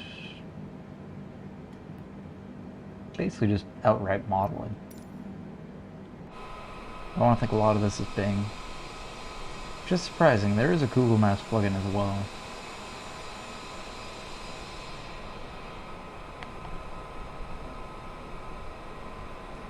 Yeah, where I live, actually I grew up right against the foothills of the San Gabriel Valley Mountains. And the tallest mountain there, at least the one closest to us, was a place called Mount Wilson, which is over Pasadena. And it is a 7,000, actually, I can look it up because I have the entirety of all human knowledge at my fingertips. Mount Wilson. Oh, it's only 5,700?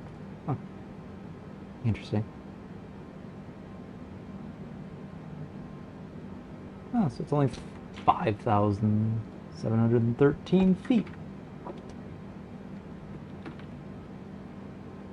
Which is 1,700 and almost 50 meters.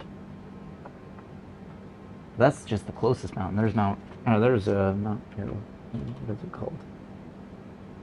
Mount Arrowhead? I think it's Mount Arrowhead, because it looks like a giant arrowhead. And that one's pushing 9,000 feet. Oh no, population. What? Oh, no, I didn't want Lake Arrowhead. What's the mountain? Lake Arrowhead's a pretty place. Okay, JD, Hey, Duncan. hey. I'm just going to take off now because it's late and I need sleep. Okay, Thanks for the chat and the stream. I'll see you. Good night.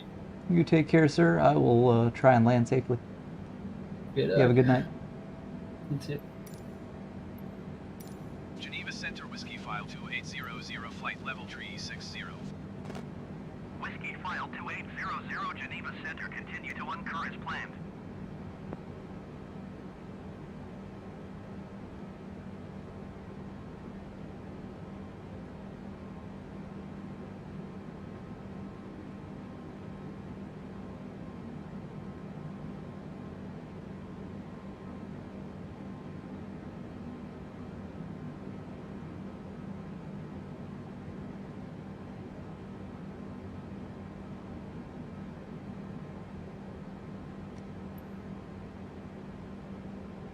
Let's see, what is the name of that mountain?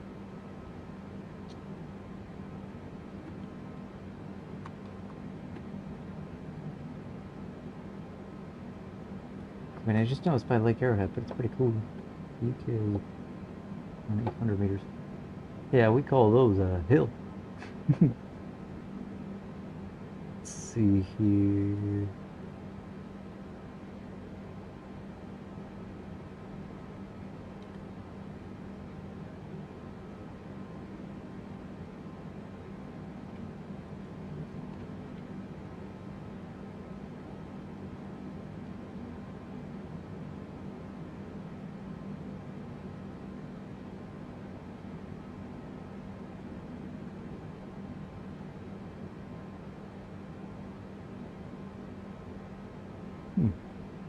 Yeah, it's actually not telling me. That's annoying. If I know the mountain, I can see the mountain. It's pushing like 7,000 or 8,000 feet. So, give or take about maybe close to 2,000 meters to 2,500 meters. Whiskyfile 2800, contact Green Center on 128 decimal tree. Good Pretty day. tall. Going to 128 decimal tree Whiskyfile 2800. Alrighty. 128.30.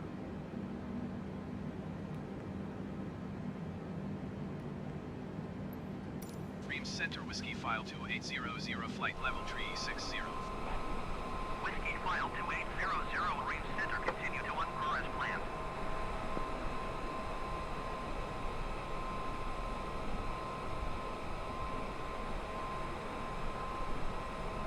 Now all the mountains are obscured because we got weather beneath us.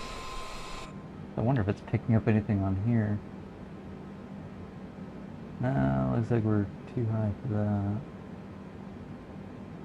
Yeah, it's not picking up any precipitation or anything like that, so that's good. Oh, looks like it is raining over into Paris, but I don't think it'll actually be raining over Paris.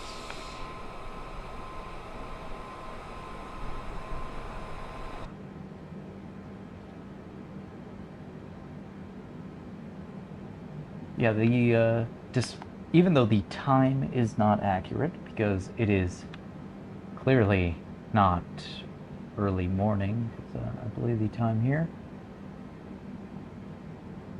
Oh no, that's not that time. Oh, it's saying here. It's saying it's 7:47. It's of course 3:46, 3:47 here. Pacific Standard Time, and it is clearly, I believe it's what, 1 or 2 o'clock in the morning for you guys in Europe. So I know the time is not accurate. The only reason I do this is because YouTube compression is terrible with dark things, so of course I always fly in the daytime, except when I do very, very long flights.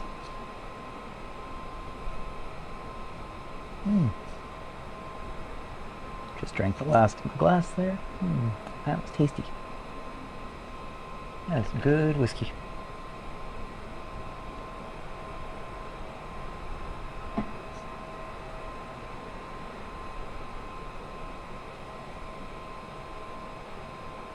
Approaching midnight, okay. So then where I'm currently flying, it'd probably be 1 o'clock, because I think it's 1 hour ahead of where you guys are in the UK. So, yeah, it's definitely not early morning. It is early at night, but to keep the YouTube compression from making the video look like crap, we fly in the daytime, so I adjust the time a little bit.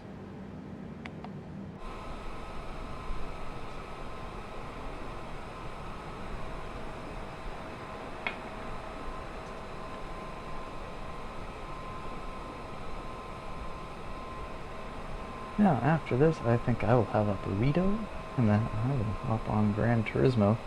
I'm going to knock out those cafe races so I can unlock multiplayer. Because we just announced that we are doing the charity race for Kazi That will be tomorrow at, I believe, 8 o'clock British time, which is noon for me. And we'll be racing on GT7 in the Shelby GT350, which is a phenomenal car. Very, very fun car.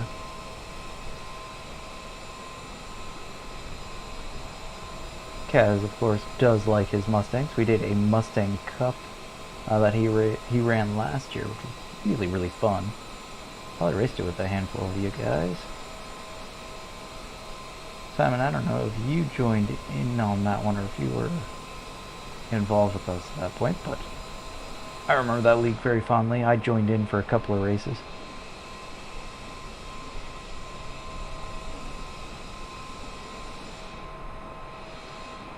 Interesting visual glitch. You notice as I move the camera, you can kind of see these sort of white, almost glare off of the clouds, and if I turn it this way, then it's dark because it's clearly compensating for the lighting. It's something that happens with transparency of things. We're trying to make it look transparent. Yeah. Which one was that? Who's the... You're talking the racing, or are you talking person, or when this was? Because I know this was sometime actually it was last year and some change, because I know I took some time off work to do some of it, and I know I was home working. Actually, I didn't even need to take time off work for it. I intended to, but I never did, because I ended up having it off anyways. Basically, I'll sneak on my lunch break and race with you guys. It's kind of fun. One of the positive sides, one of the very few positive sides of the whole virus of unknown origin pandemic. Oh yeah, it was a Mustang Cup where we raced in Group 3 Mustang, Group 4 Mustang, I believe it was the Group 3 road car,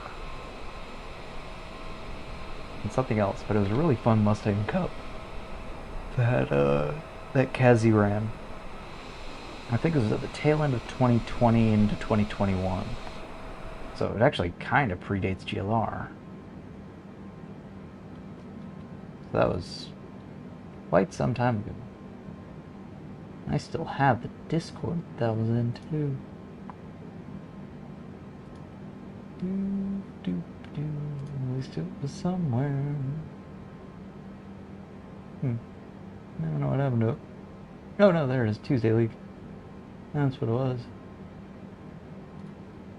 But yeah, it was a blast.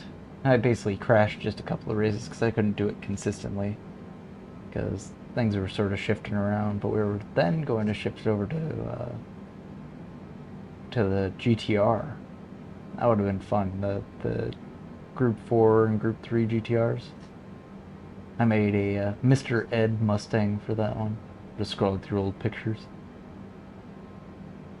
Kaz has a really bitchin' looking, almost like Mark Martin Valvoline Mustang. That would be cool.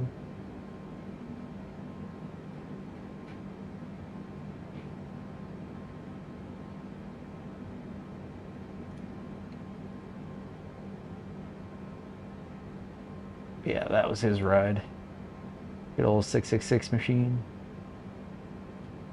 I think that's his Group 4 Mustang.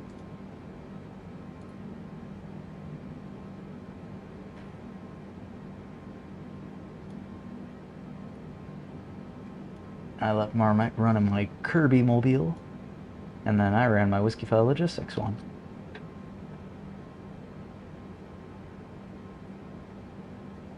It was pretty sweet. Let's see. Okay, so that was February. So it was in 2021. I just don't remember what... I thought the dates were later.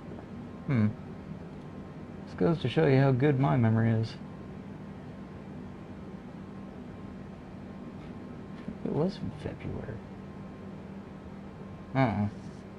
We're relying on my memory, and it's not the best of shape. Yeah, it was early on when we started GLR, and that was when we started getting introduced to you guys. It was maybe probably ran a few months before we started running into some of the EDTM guys. So all good. It was just sort of, it was an interesting time then.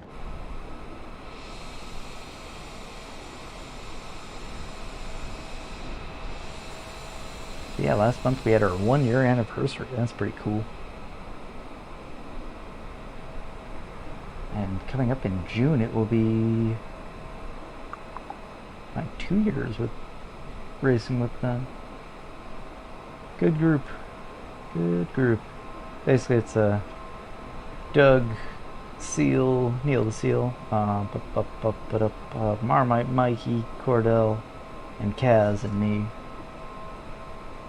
We've been racing for a while. Good group of lads. Yeah, we want to help take care of Kaz. Make sure he knows he's loved. And help him out how we can.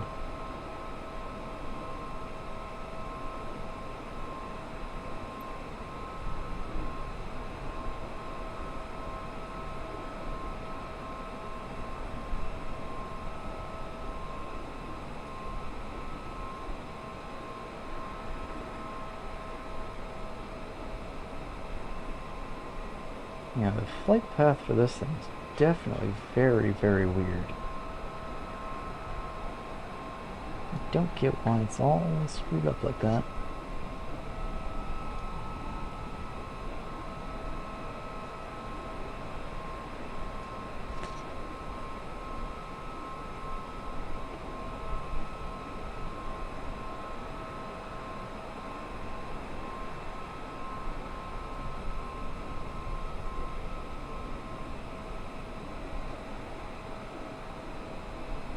Ooh, he spiked up to 5 viewers. Look at me. Alright, Simon, thank you for joining in the flight. It's been fun chatting back and forth with you. And look forward to racing with you, and hopefully you can join me on future flights and all that. It's always a joy to have you in the chat. But you, sir, take care.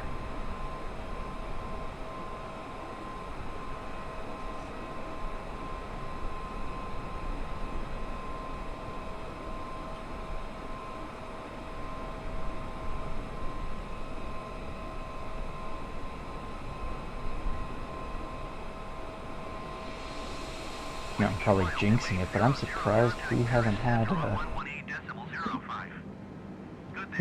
had any Russian bots. Maybe it's because they've all been kicked off the internet. Ew. I know. Too soon? It's okay. I don't like those bots anyways. 118.05.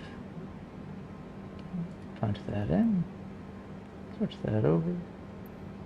Paris Center Whiskyfile 2800 flight level 360. Whiskyfile 2800 Paris Center, continue to man this plane. Whiskyfile 2800 descend and maintain flight level 260.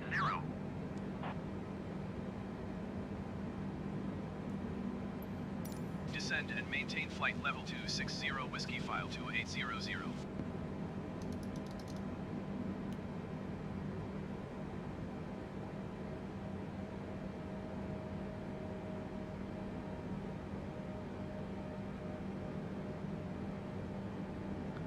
Ladies and gentlemen, as we start our descent, please make sure your seat backs and tray tables are in their full and upright positions. The flight attendants are currently passing around the cabin to make a final compliance check and pick up any remaining cups and glasses. Make sure your seat belt is securely fastened and all carry-on luggage is stowed underneath the seat in front of you or in the overhead bins. Thank you.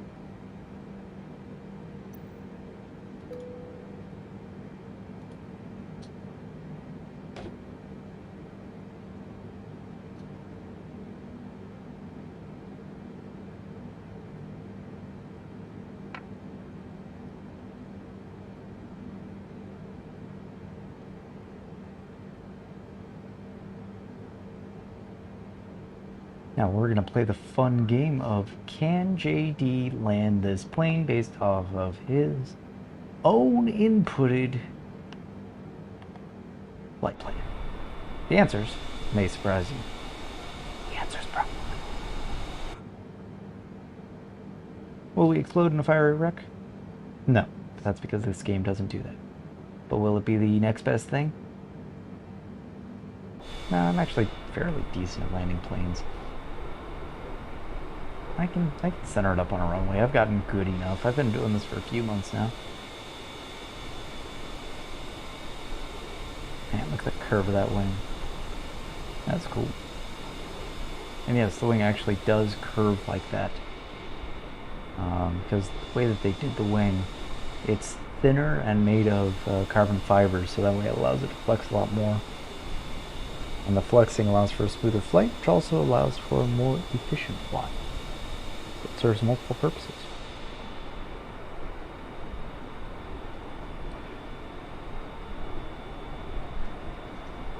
Again, this is all allegedly.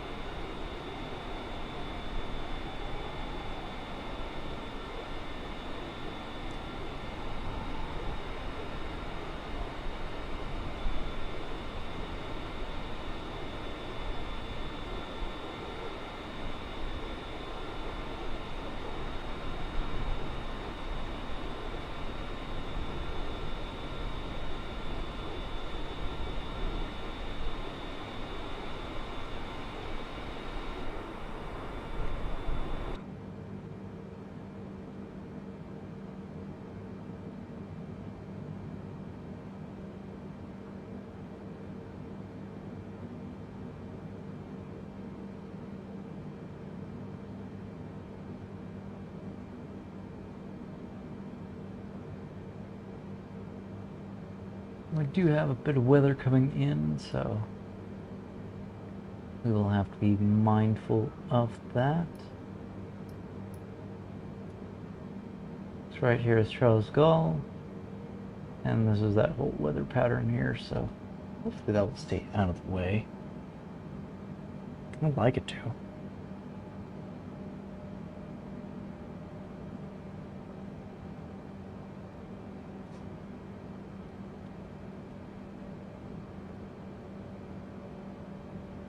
Whiskyfile 2800 descend and maintain 14,000 feet.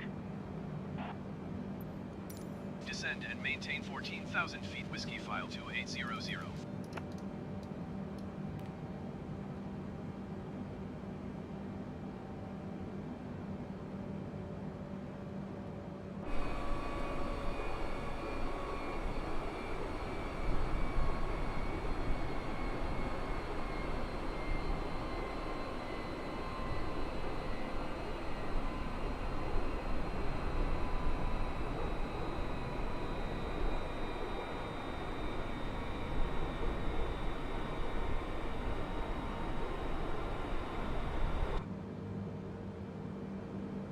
Alrighty, we will now be descending into this cloud here, which is hopefully not going to be too stormy. What I should probably do before we go in there is make sure all the icing stuff is on auto. Let me make sure.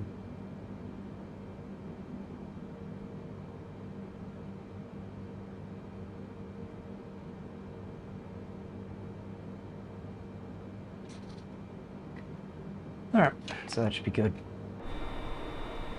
We just don't want any ice forming. I have had ice form on a windshield, and I didn't realize where that thing was. And I don't know where it is on here. So that's cool. Be fine.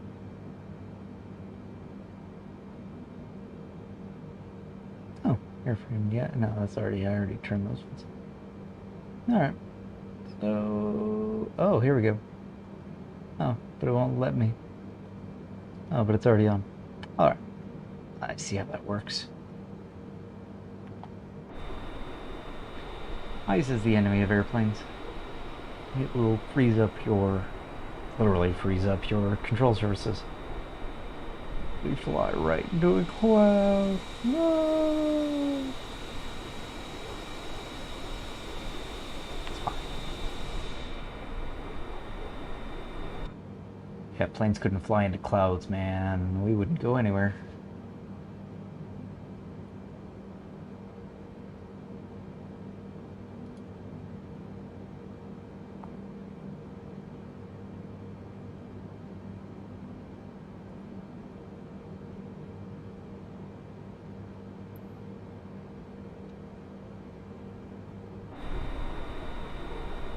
We're now at 20,000 feet.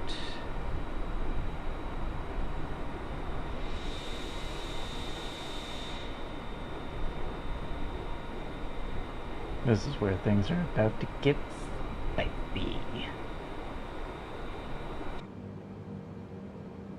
So yeah, as we're flying into basically the storm system that sits south of Paris here.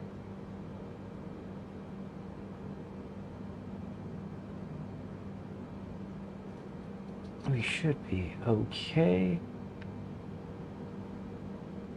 There's some ground down there, I see that, so, you know, it's not terribly thick. It's just mostly thick.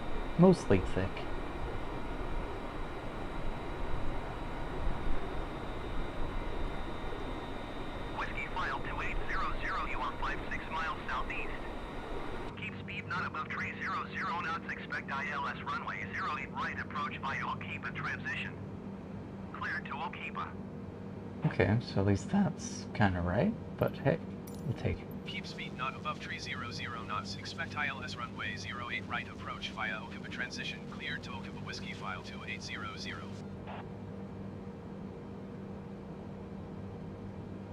Now, when they say a speed 300 knots, that means indicated airspeed, not actual airspeed. My actual airspeed is 355 knots, where my ground speed is 351, but my indicated airspeed is 281, so I'm well within the threshold of that.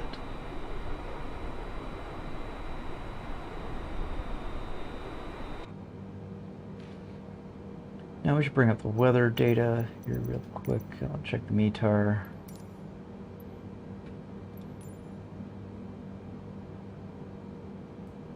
Why is it not showing the airport that I actually am landing at?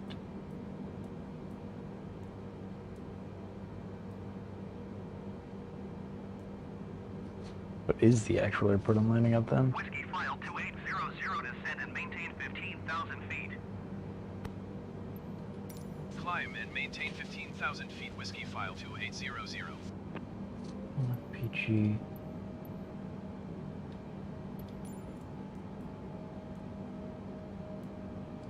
Screw it. We'll just do that. Oh, no METAR data there. Okay. No METAR data there. Cool. That's cool. Fine.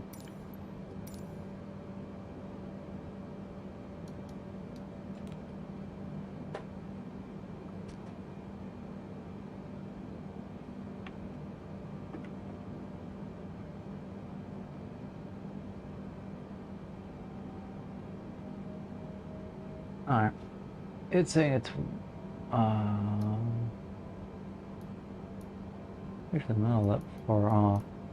It's saying it's 10-11 there, so pressure's 29.85 inches of mercury.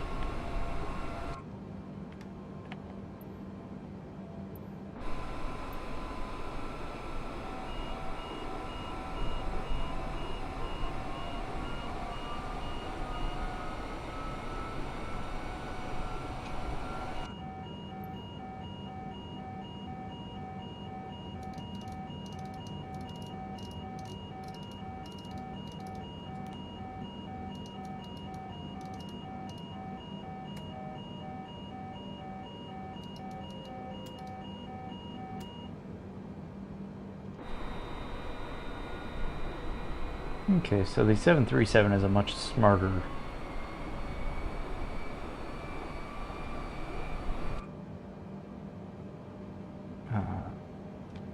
basically a much smarter auto throttle than the 787, at least in this game. So I would rely on that.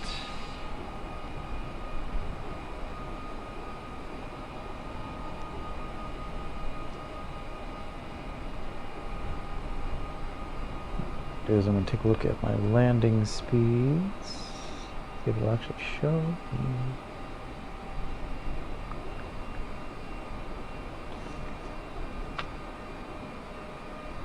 No, it doesn't seem to show up on here.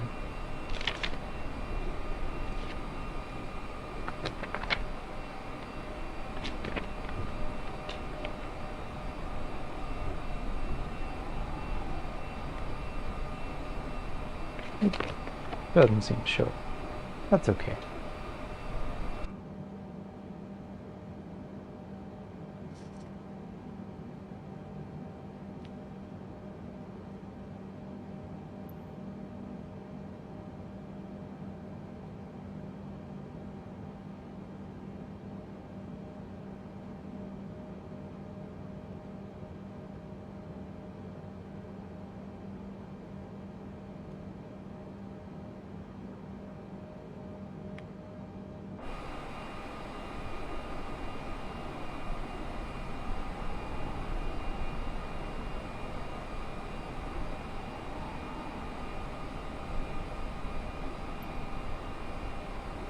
Okay, we're doing sort of a big loop around to then smaller loop.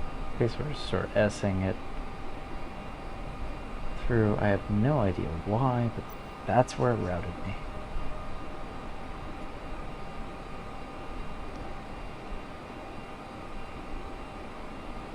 Still be on the ground, probably about 20 minutes. Give or take.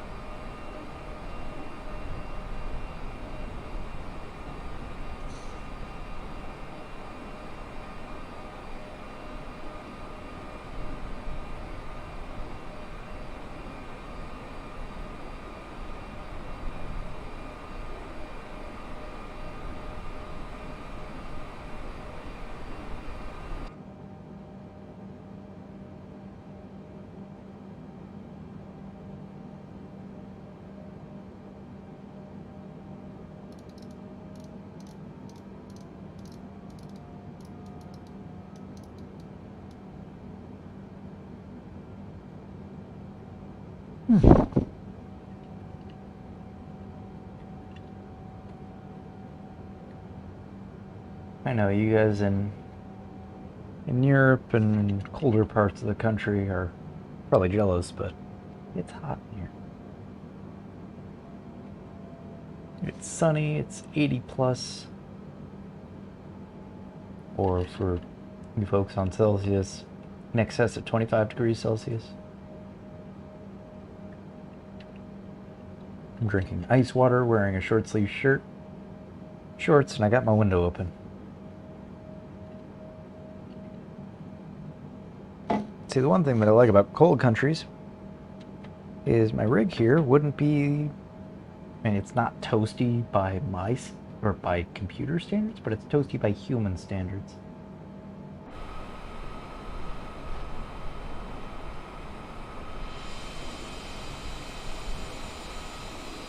It'll sit pretty right at about 55, 60 degrees.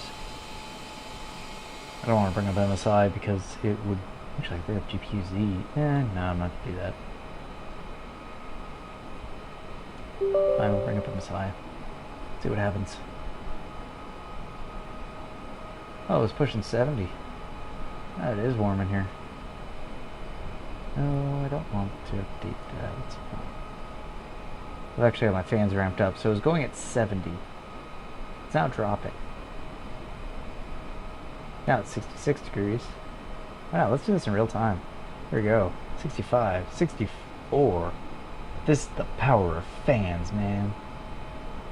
We've got like 1, 2, 3, 4, 5, 6, 7 Noctua fans, 3 thermal take fans, then a Be Quiet CPU cooler. See, now it's down to almost 60 degrees. 125.7 Whiskyfile to 800. 125.700.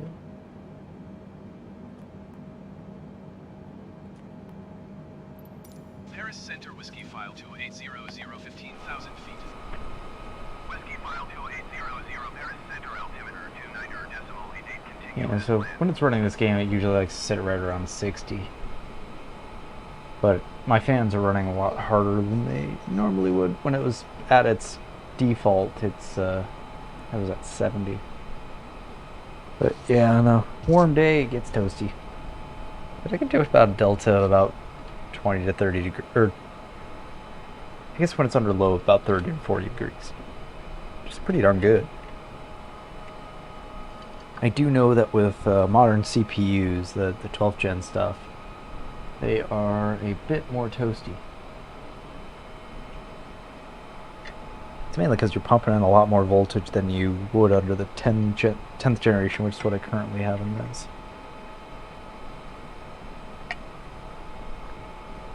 And the thing is, would I upgrade? Probably not.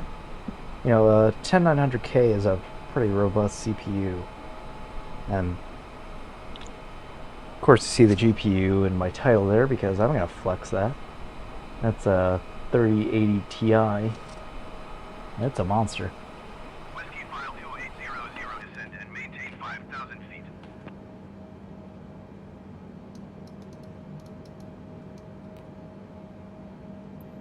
Descend and maintain 5,000 feet. Whiskyfile to 800.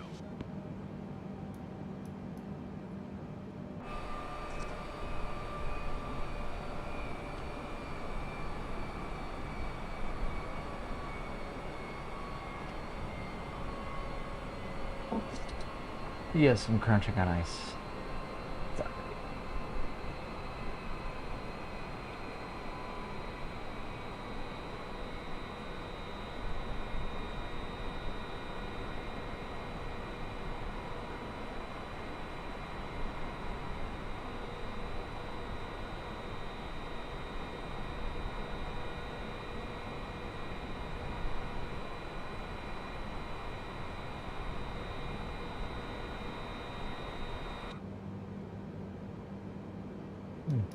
Pull back the throttle just a little bit.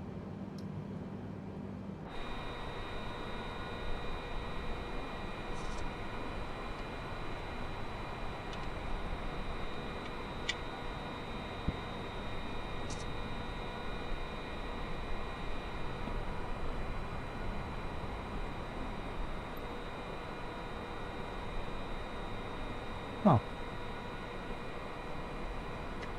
It barely picks up. That's pretty cool.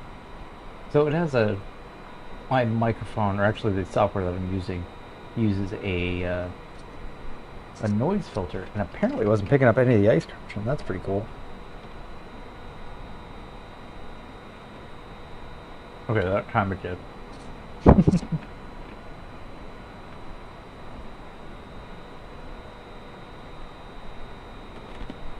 Okay. No, actually it is. It's just some of the smaller crunches it wasn't. Well, that's pretty cool. Those filters are crazy. Alrighty, we are below 10,000 feet. So we're going to turn on our lights. Only the taxi lights. Actually, the runway lights we don't need on. We need the landing lights. Landing lights will, of course, come out in the... actually, no, I think we do need the runway lights. There we go.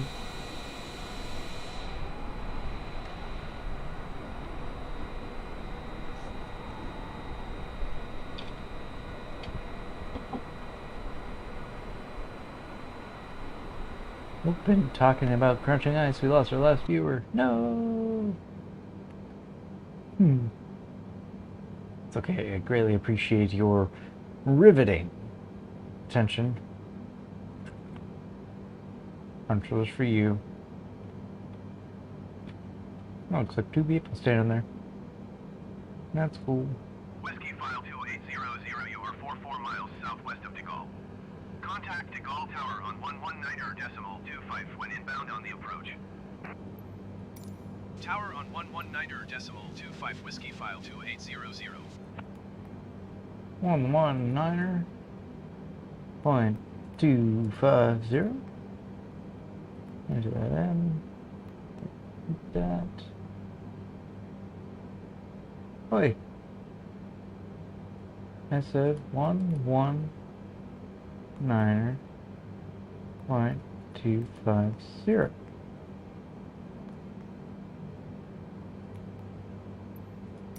De Gaulle Tower Whiskyfile 2800, 47 miles southwest inbound ILS runway 08 right approach. Whiskyfile 2800 de Gaulle Tower. Altimeter 29.83 wind 161 at 24. Cleared ILS runway 08 right approach. Interesting. It's saying. Okay. Cleared ILS runway This is 08 right really, approach, really Whiskyfile screwed up 2800. here. We're running into some lag as it's loading in things. But I should be coming in at basically here. This is 08.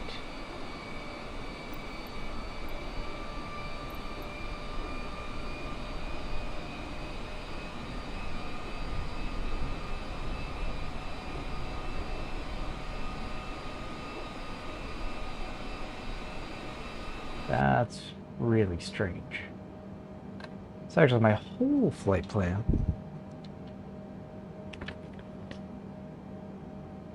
Was wrong in how it has me set it up.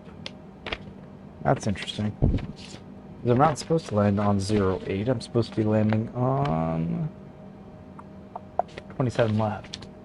My map is correct. It's the AI in this game that's interesting. So yeah, in the future we will be doing fully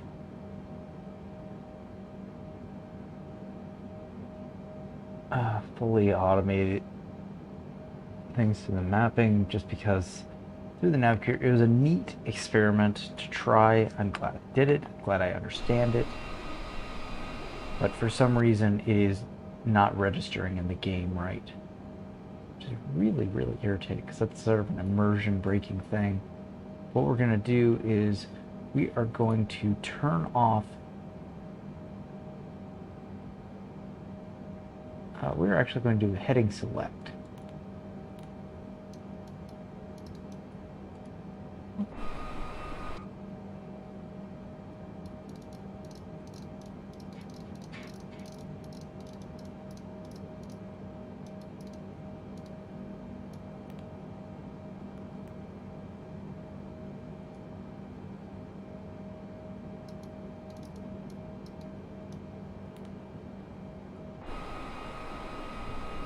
So what we're going to do is we're actually going to go in ourselves, take up our own approach, and we're going to be coming in on 08. Apparently 08 right.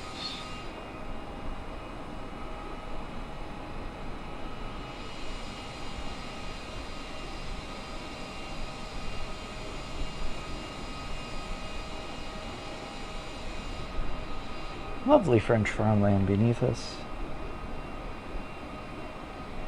We will be potentially approaching the city. Now, if any of you have seen some of my other videos where I've had to do missed approaches, like my Reykjavik one, that is kind of what we're doing manually here.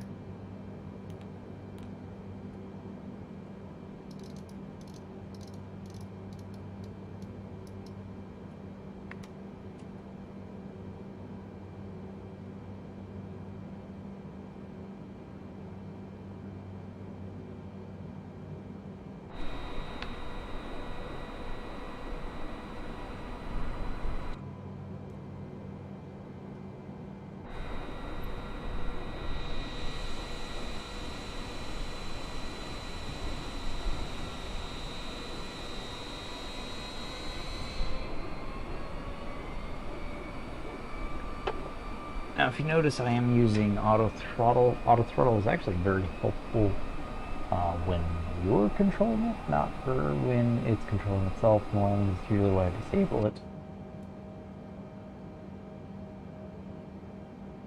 Okay. Trying to get myself a little bit closer to the plane.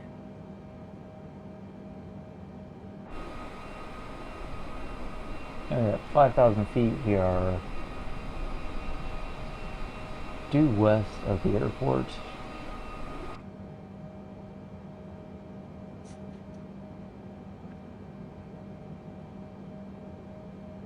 What's interesting is we haven't picked up any of the landing data or anything like that, so these clouds, man, it's going to be difficult to land.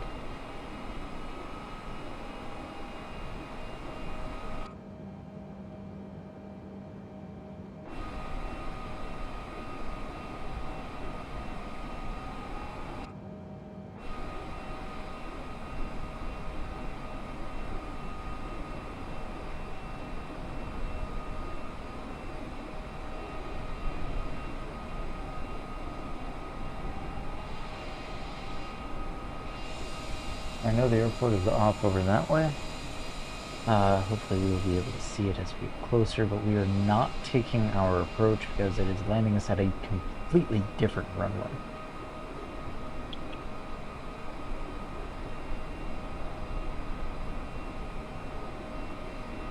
Goes to show you, when you try and go too immersive, the game just kind of falls apart, which is unfortunate. I really deeply like this game. I just wish that it would be a little better.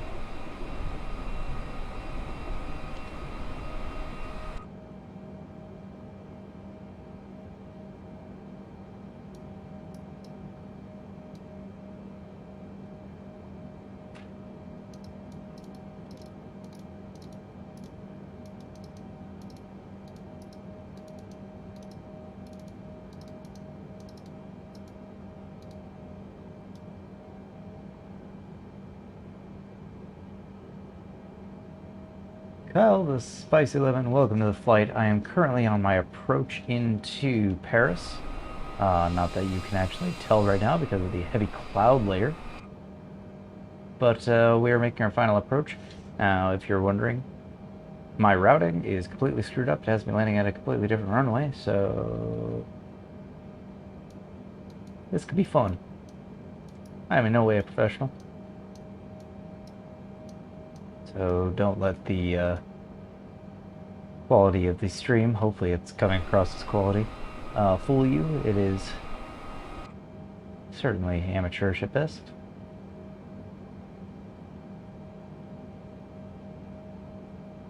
I know just enough to hang myself.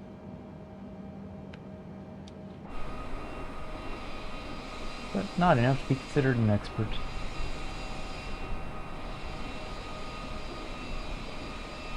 So yeah, we're currently west of Paris.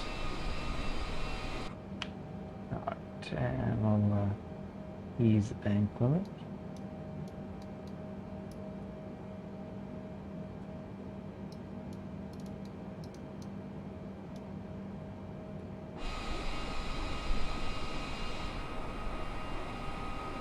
Yeah, welcome to the stream. I do these usually about every week or so.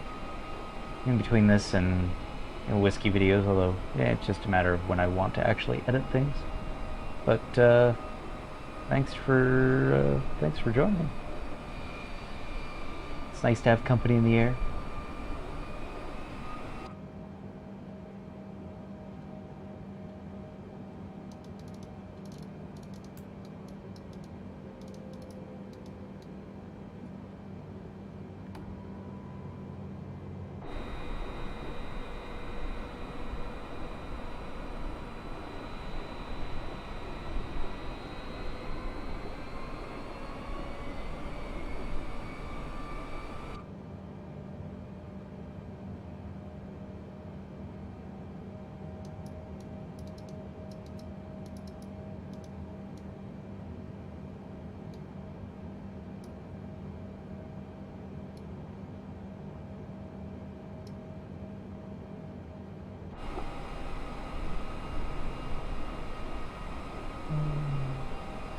Want me to descend? Be nice. Good, because I can't see through these clouds, man.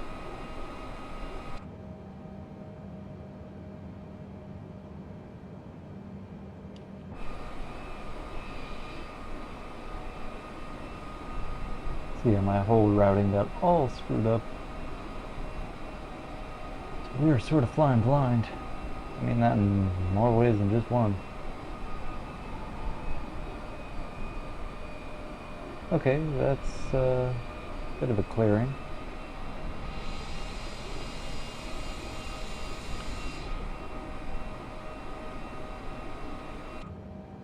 Oh, I am getting that. Awesome.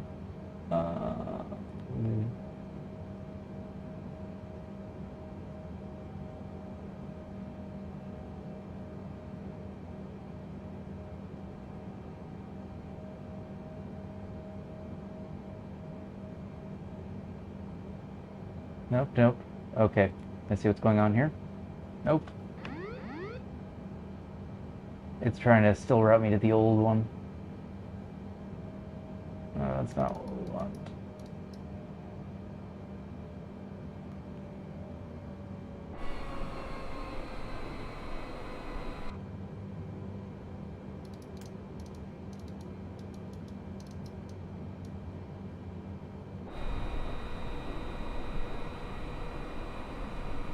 It is starting to descend, which... Ooh.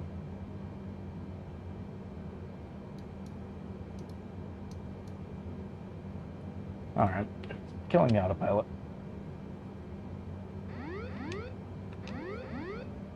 Nope, we're disconnecting everything. Go away.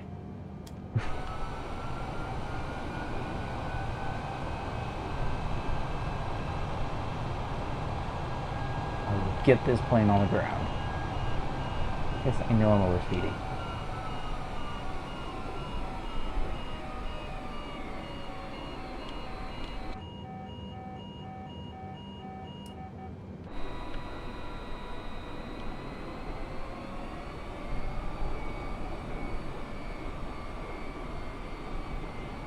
Buckle up and pucker up, folks, because this is going to be an interesting landing.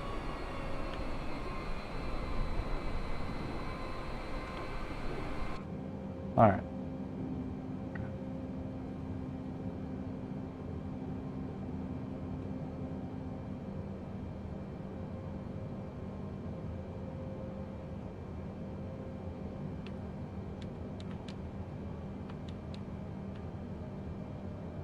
Still can't see the runway.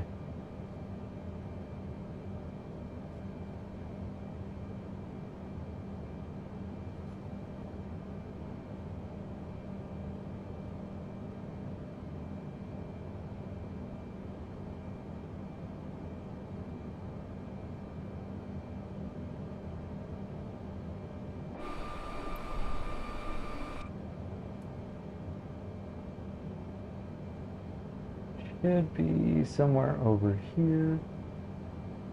That's Paris.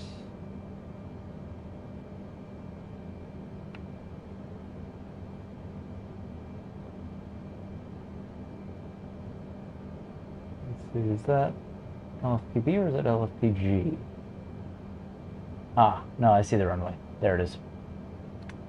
Alright, here's what I'm trying to look for. At least I hope that's what I'm looking for.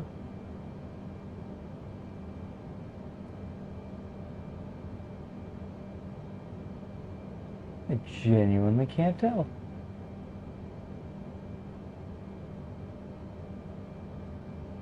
Ah, it's this one.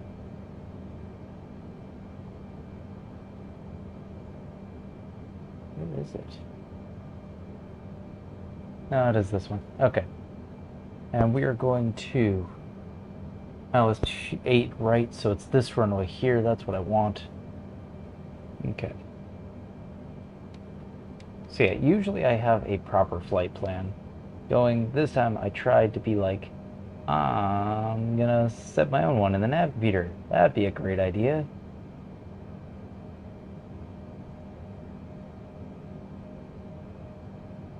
Spoiler, it wasn't.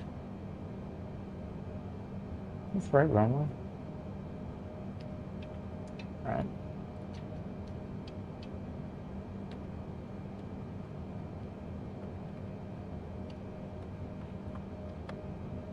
Playing a fun game of map of Charles Airport. No, I don't. Runway map. Please. I'm about to crash. There we go.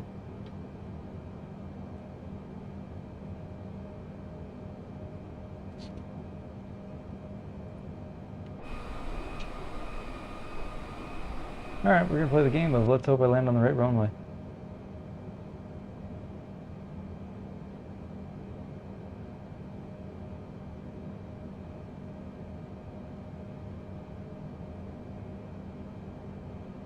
Yep, that is 0 feet. Right, this is not a standard landing. Whoa. Landing at Charles de Gaulle in Paris. Which I'm basically doing a series of around the world in 80 drinks. I am a little bit inebriated. We will not tell the FAA. Whiskyfile 2800, wind 149er at 20. Cleared to land runway 08 right. Cleared to land runway 08 right, Whiskyfile 2800. Yeah. I was completely sober when I did the write-up for it, so can't really blame the alcohol for that one. That's on Microsoft. That is a go home Microsoft, you're drunk moment.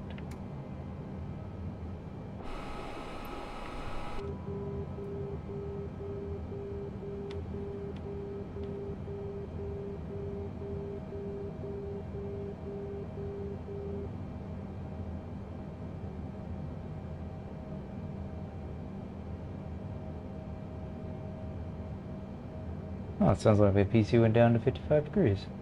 Because the fans are starting to spool down. Alright, get the nose down. Almost over. See, what's really screwy with this is, little nav diamonds here are completely wrong because they're still trying to get me to go over to, the opposite runway.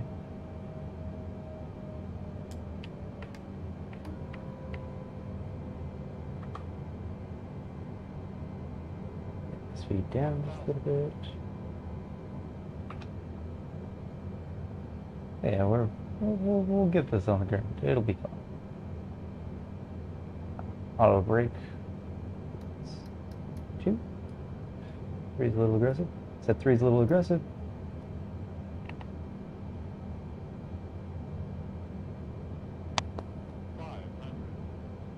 Yes, it is night, but because YouTube's compression in daytime, or due to compression with dark things, it's better to just change the time of day.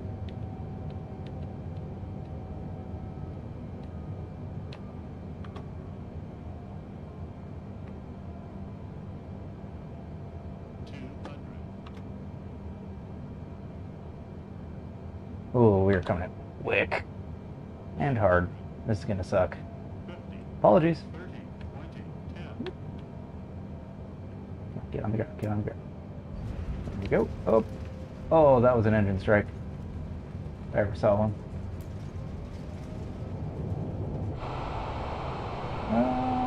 Okay, we're fine.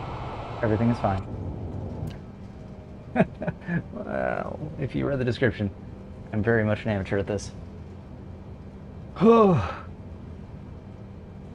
That was only very stressful.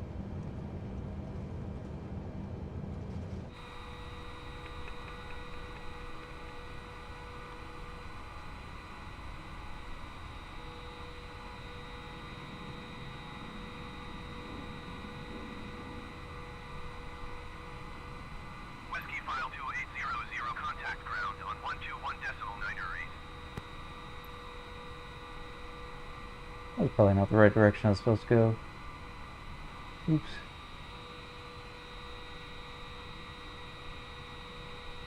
Everything is fine. Oops.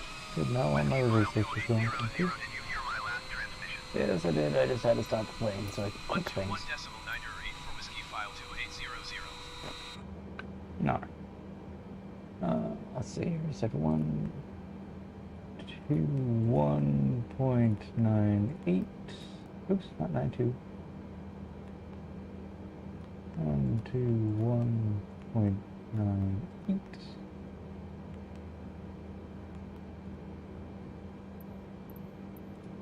De Gaulle ground, Whiskyfile 2800, request taxi to the gate. Whiskyfile 2800 taxi to gate Charlie 14 via taxiway Victor 6 Sierra 6 car runway 08 left Tango 9 Romeo Tango 10 Romeo Tango Alpha Tree.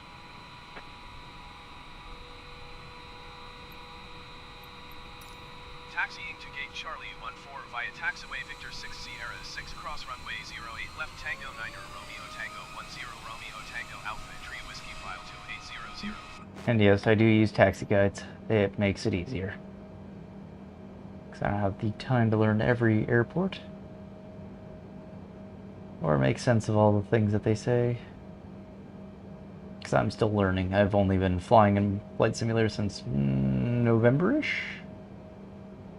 You see some of my earlier landings. Yeah, I probably should have aborted this one, but usually my flight plans are a lot better. Everything's set up better. I'm not last minute panicking. Yeah, we're good. Everything's clear.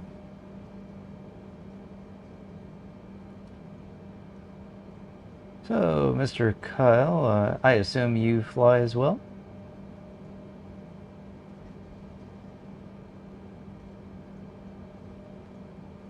I was curious as to what you actually fly. If you're just a flight simmer, or if you're really into aviation and you actually fly things, because I'd love to. I'm just timing wise, between work and everything, I don't have time to work and money. I don't have time to really dedicate to flying real planes, so I fly sim planes. I like flying jetliners. So 787, 737, 777. I like Boeing planes if you couldn't tell. I also will fly a Cirrus SR-22 in this, if I want to do sort of like short jaunts and stuff like that, so that's typically what I fly. I fly some of the other planes in the game too, but that's typically about it.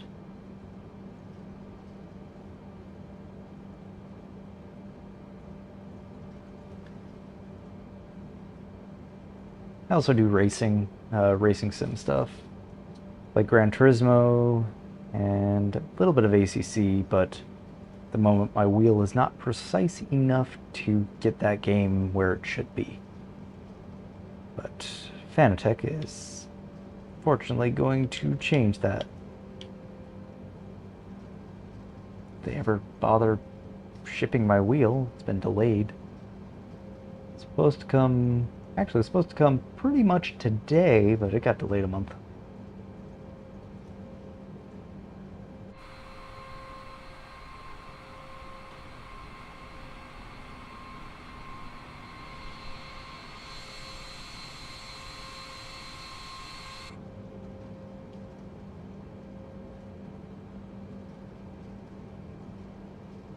Oh, and he left. Oh well. Guess we'll never know. I like talking with people in my chats.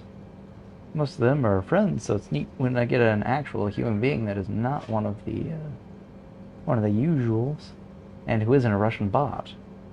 I guess we'll see significantly less Russian bots.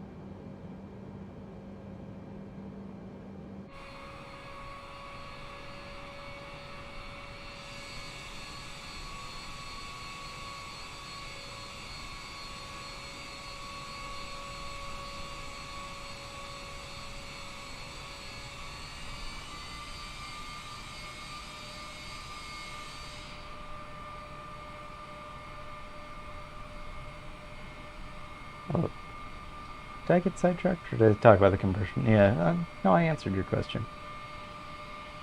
I guess. But, yeah, I do like to fly with live weather. It's just live time. If it's not in daytime, it just doesn't look good on the stream. So if I'm flying by myself, I will. But I like taking YouTube along for the ride.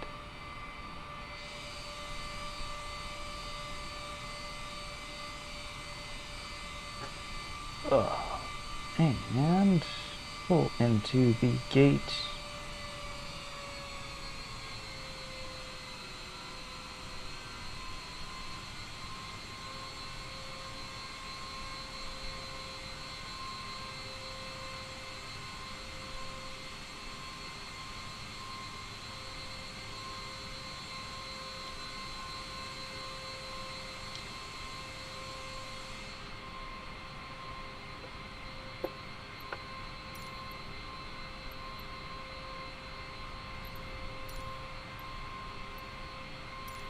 All ground Whiskyfile 2800, could you please connect the jetway to the aircraft?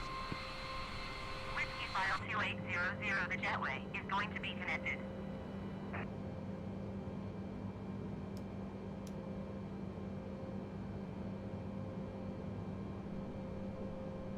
Oh, my APU is still on.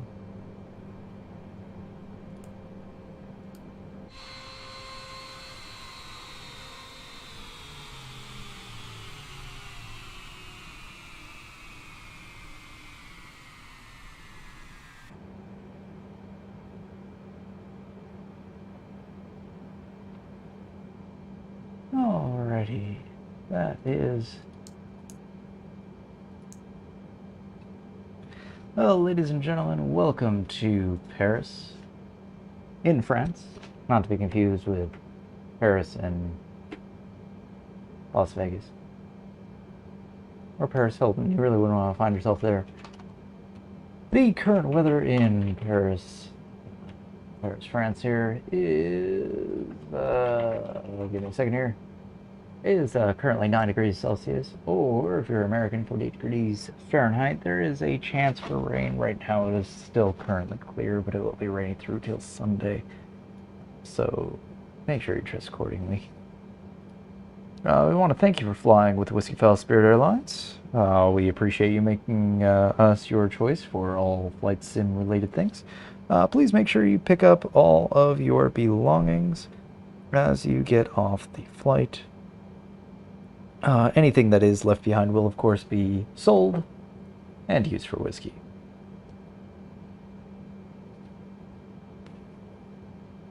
Let's see here. What else? If you require assistance off the plane, please remain in your seat until all other passengers have disembarked, especially if you've imbibed a bit too much. One of our crew members will then be pleased to assist you with anything from light assistance, such as carrying you off and hopefully not dropping you, to a swift boot in the rear, whichever one is necessary. On behalf of Whiskyfile Spirit Airlines and the entire crew, I'd like to thank you for joining us today, and we look forward to seeing you on board in the near future. Have a wonderful rest of your evening. You are very welcome, Mikey. Glad you could join. Hopefully you didn't see my awful landing. I probably struck an engine, but I was in the cockpit, so I didn't see, so we're fine. But we are safely at the gate. Nothing is on fire. And I'm just pretty much shutting things down.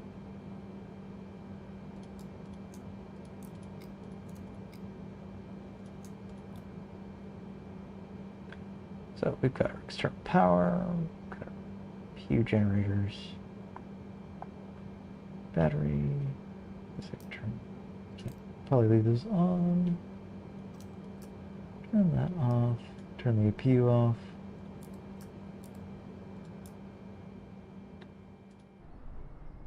Turn off all that, and well, the plane's down. Excellent. Alrighty, folks. I shall be off. It has been a wonderful flight, and I really do thank you for joining me on this. It has been fun. Enjoy the City of Lights, or wherever you live. And again, thank you for flying with me. As a guy from the 7.4 gear, Kelsey, he likes to say, keep the blue side up. Y'all take care now.